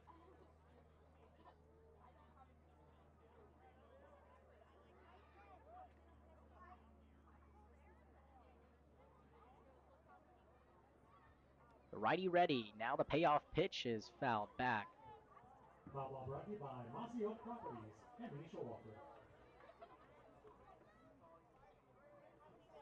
Doesn't look like anyone's throwing in that Bucs bullpen, but they also could just be ready and waiting. Definitely could be. You saw some guys stretching and ready to get ready, my mom likes to say. Payoff pitch, that's inside, ball 4. And a base hit and a walk with 2 outs will bring Christian Powell up to the plate with a chance to add on. Yeah, he's looking for his first hit, and with 2 outs and the guys going on contact, would likely pick up an RBI in doing so. It's funny, Cade Lacey over there at second, we talked about him making his first start as far as we can remember in right field, and I don't know that he's had a single play to make over there. Yeah, I don't think he has either. That one to shallow right field was taken by Powell, and weird with the amount of fly balls, nothing to his side. Christian Powell gets that one foul. Usually feels like the opposite, where you're put in a not so familiar position and the ball just finds you, but that hasn't been the case for Lacey. Well, looking at, actually now it maybe makes sense. Every batter in the Oilers lineup is a righty except for Vogelsong, and Vogelsong has hit it to the right side, but on the ground each of the 2 times he's had a base hit. As Powell lifts this one into left field, that's going to get over the head of Vogelsong Lewis. Rounding and coming around to score is Lacey, and now here comes Castillo. He's going to score without a throw. It's a stand-up 2 RBI double for Christian Powell as the Bucs add on here. 6-0 the lead. And I'm super happy to see that from Christian Powell. We've seen him make some great plays in the field, not just tonight, but all season long, and rewarded with a great piece of hitting there, double over the head of Vogelsong Lewis, easily scoring the 2 men aboard. Castillo coming all the way around from first. Of course, there were 2 outs, but still never stopped going around those bases. Exactly what you're supposed to do. And Christian Powell, a big base hit, and now an even bigger lead for the Bucs. So Rummery now probably will feel a lot more comfortable if he gets the call to go back out there in the 8th. Only thing not going his way, would be that this is maybe a long inning and he's had to sit on the bench, and it is a little bit chillier here. Yeah, it is. Another reason why it's hard to say if anyone in the bullpen is ready or not, because even if they're ready and waiting, they might throw that hoodie on. And a ground ball from Ross right to first. Ferris will step on the bag, but that is all after a 2 RBI double from Christian Powell as he extends the lead for the Bucs. The score is 6-0, and guess who's coming back on the mound? Well, we'll have to find out after this break. Bucs lead it 6-0.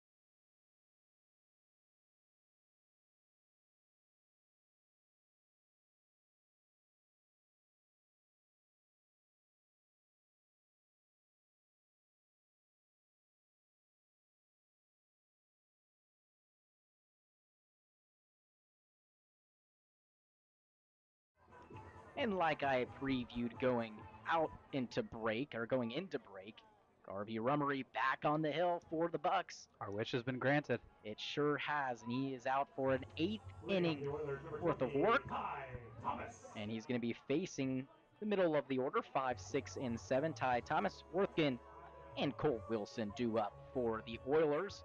And during the break, we were talking about Vogelsong Lewis being the only batter to have a hit off of Rummery. He has two, and he's a lefty bat against the lefty Rummery, but that might change as this is floated into right field. Nope, it doesn't. Cade Lacey gets his first ball of the day, and that's so weird. We were just talking about that also into the break.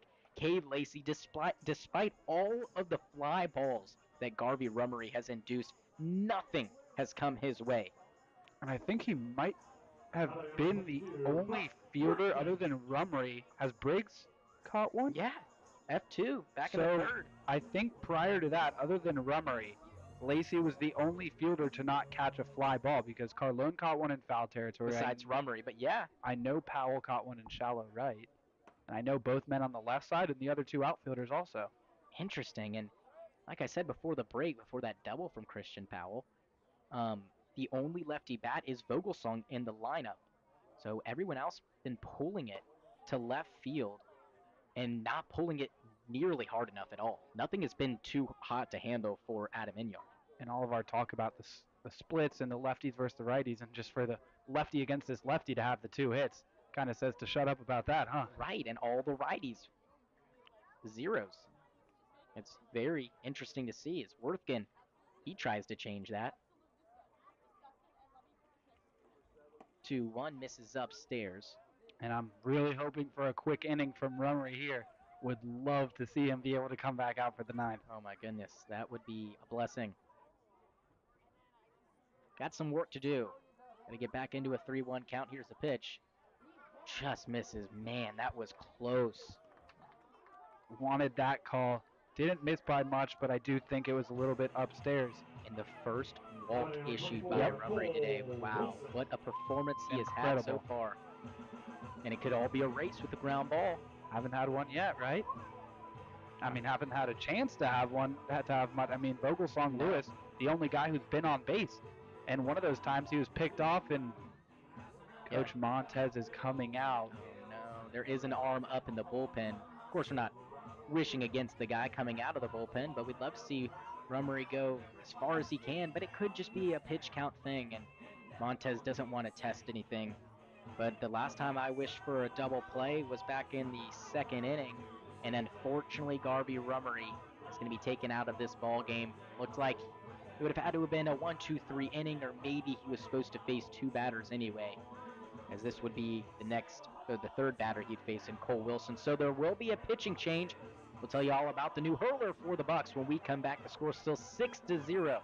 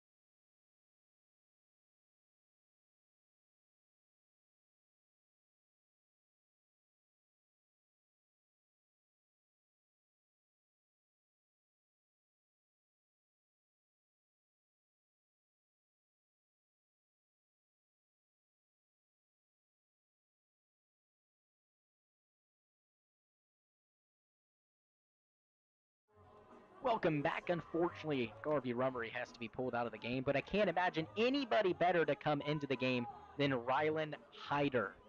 Hyder comes into this game, and he's pitched a lot for the Bucs, Will.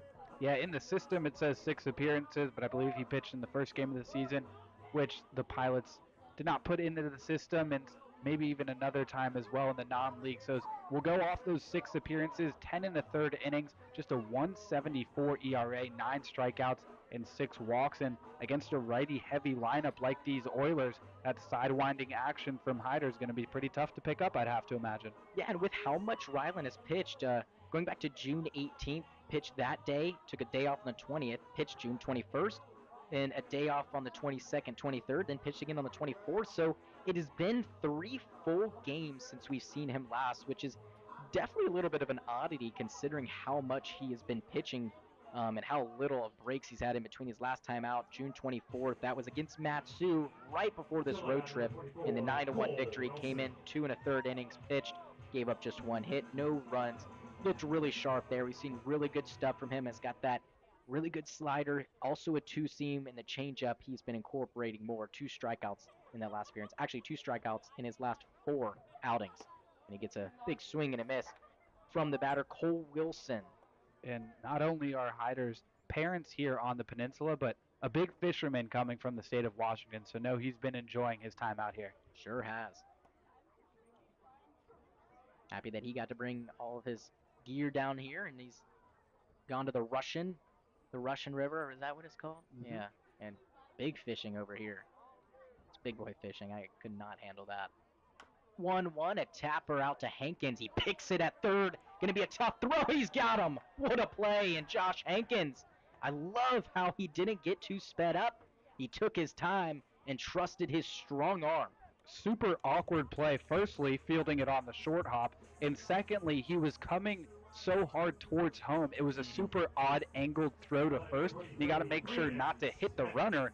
And great job by Carlone over there, giving him a target, and then Hankins just hitting that target right on the money. And also a weird grab. It's the second time he's kind of gotten the ball with his palm and any more up on that wrist, and I don't know if he's fielding that cleanly. The batter now, Braden Smith, takes a called strike, but maybe that's just how Hankins fields those balls. Maybe he doesn't like it in the webbing. Sometimes if it gets into the webbing, it's a little bit harder to find. If you keep it on that palm, it's almost like you're not even squeezing the mitt. You're kind of just bringing it to your hand. So a really good play by Hankins, who's been solid over there. And just his 3 balls hit his way. Oh, 4 balls hit his way. A lot more ground balls recently. Yeah, and for Hyder, always heavy on those ground balls. So infielders definitely see a lot of action with him on the mound. 100%. And even for Rummery towards the end, about 4 or 5 ground balls that he induced after a whole bunch of pop flies. This 14. Zone. Yeah, 14 pop flies. That was a nice slider by Hyder. On the outer half of the plate, he's 1 pitch away. Like that rhyme, by the way. I was hoping that you picked it up, actually.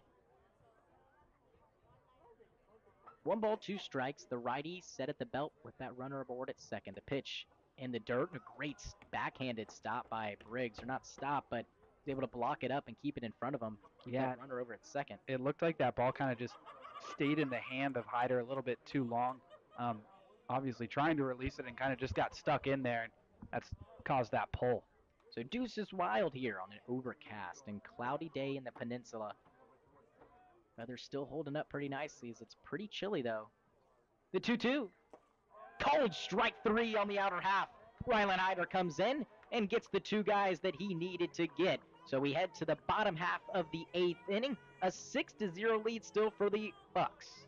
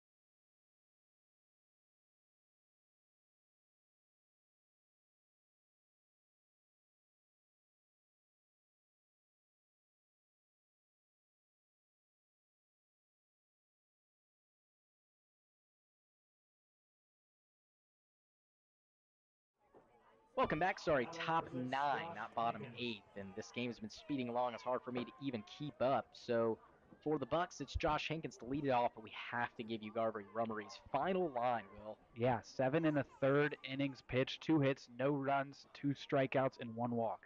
Mm-hmm. And as that pitch is called a strike, just those 2 strikeouts goes to show that you can be super effective as a pitcher without generating those swings and misses. Soft contact is just as good, if not better. Exactly. Great way to put it. 0-1 to Hankins, catches the same corner. Arbach, after going for his 6th inning worth of work, came back in the 4th. Has 8 strikeouts. Yeah, and he is just pumping in the zone. 0-2 swung on and missed here. And this has got it. This is most definitely the highest amount of strikeouts for this Bucks team that we have seen all season.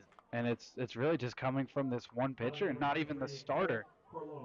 Luckily, logging all these innings, super unlikely to see him tomorrow, and hopefully not even on Monday, because I know these Bucks probably, half of them probably don't want to face him because they're struggling. Meanwhile, there is the competitive half, and you want to face him and kind of avenge these strikeouts. Exactly. Cole Carlone at the dish, takes the ball downstairs, and of course, a different day could see these Bucks batters have 4 or 5 walks off of Arbach and no strikeouts, or maybe 1 or 2. But yeah, surprising that this amount of strikeouts for a team that is used to having 4 or less. Even 4 is on the higher end, I would say, from what we've been seeing.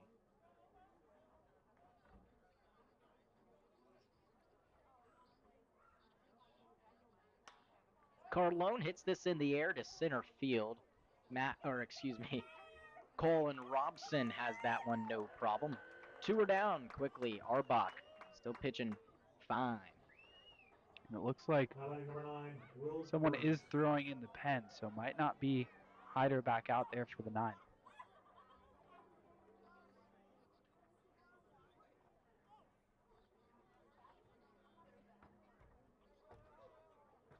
So the batter now, Will Burns. And he grounds this one out to Soto at short. A weird hop, but a great play again. Soto is so clean over there at shortstop, and he makes another clean play and a quick lightning fast 1-2-3 inning from Nikolai Arbach. What a great game he has been pitching. We head to the bottom of the ninth. The Bucks trying to close it out. 6-0 is still the lead.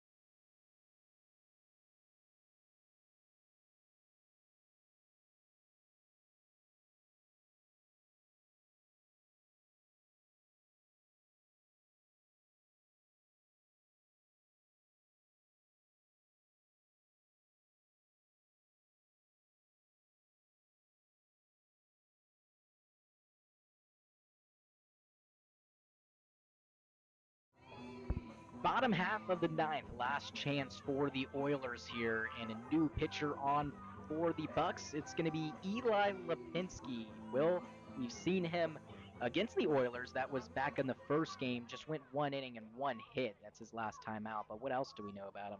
Yeah, in total, 4 appearances, 3 1/3 innings pitched, 1 earned run, and 3 strikeouts. The Alaska native coming from Diamond High School now plays his ball at Paradise Valley Community College in Phoenix, Arizona. And you know he'll want to keep this shutout for the Bucks. Bases 9, 1, and 2. Zachary Ferris leads things off for the Oilers. Rylan Hyder was the first righty that these Peninsula Oilers saw, and now another righty in Lipinski. He gets a called strike.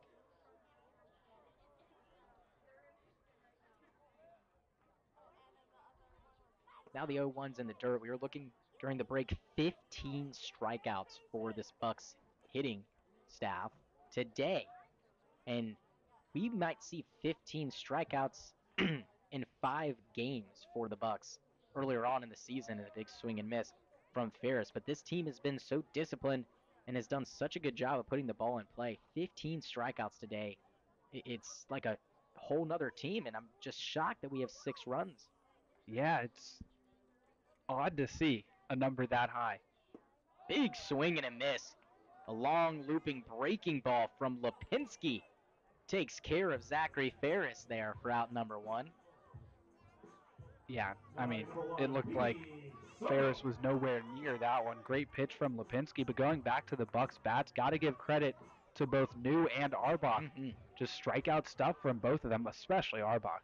It's just unbelievable. The Bucs team are 51 strikeouts coming in 13 logged games. That's the league's best, meaning they have the least amount of strikeouts as a hitting staff. So just under 4 strikeouts a game. Wow. Yeah, that's what I've been saying. 4 is probably the most amount you'll see. This team has gone many games with just 3 strikeouts. And just a great job. With 27 outs to work with. We'll take it. But today, 15 of those 27 outs. Tired via the strikeout. Hats off to the Oilers pitching staff. And now Soto lifts this one deep into left field, but Adam Inyard has... Oh! And Max Ross trying to come over and take it from him. That ball drops. Heading into second is Soto. Whoa!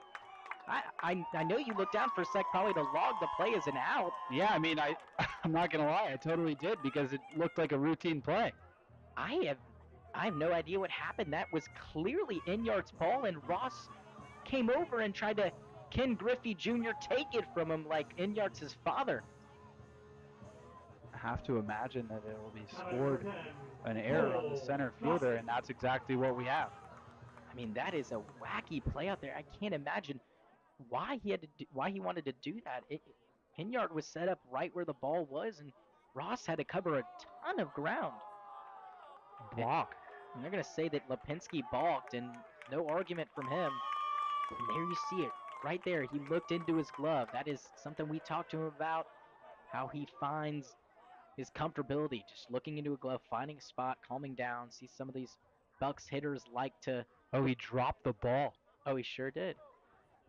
I couldn't even tell. So that's 100% a balk. Can't drop the ball when you're on the rubber. So Briggs will go and talk to him. Got the strikeout super easy, and he should have 2 outs right now. Yeah, very unlucky from Lipinski.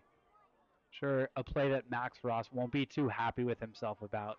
And as a center fielder, obviously, you feel like you can get to any ball, but, I mean, such an easier play for Enyard and left. Just don't understand. So, runner at third now. That's Soto. Pinsky after the balk has to deal with a runner just 90 feet away from scoring. Cole Dawson at the plate. First pitch is in the dirt.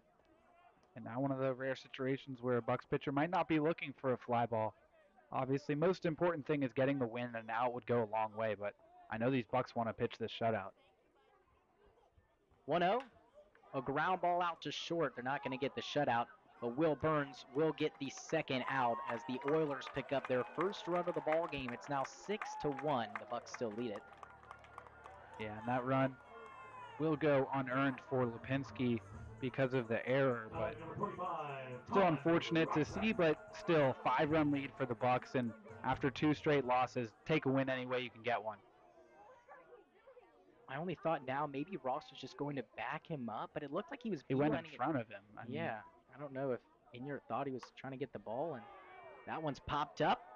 Right behind second base, Christian Powell makes the grab. The second baseman hauls that baby in, and the Bucs win. Back in the win column. The team 11-4 now after 2 straight losses. A 6-1 victory. Great pitching from Garvey Rummery, who went 7 in a third inning. He looked super sharp. So once again, the final score 6-1. The Bucs take it, and they improve to 11-4. We will wrap things up and give you the line score after this short break.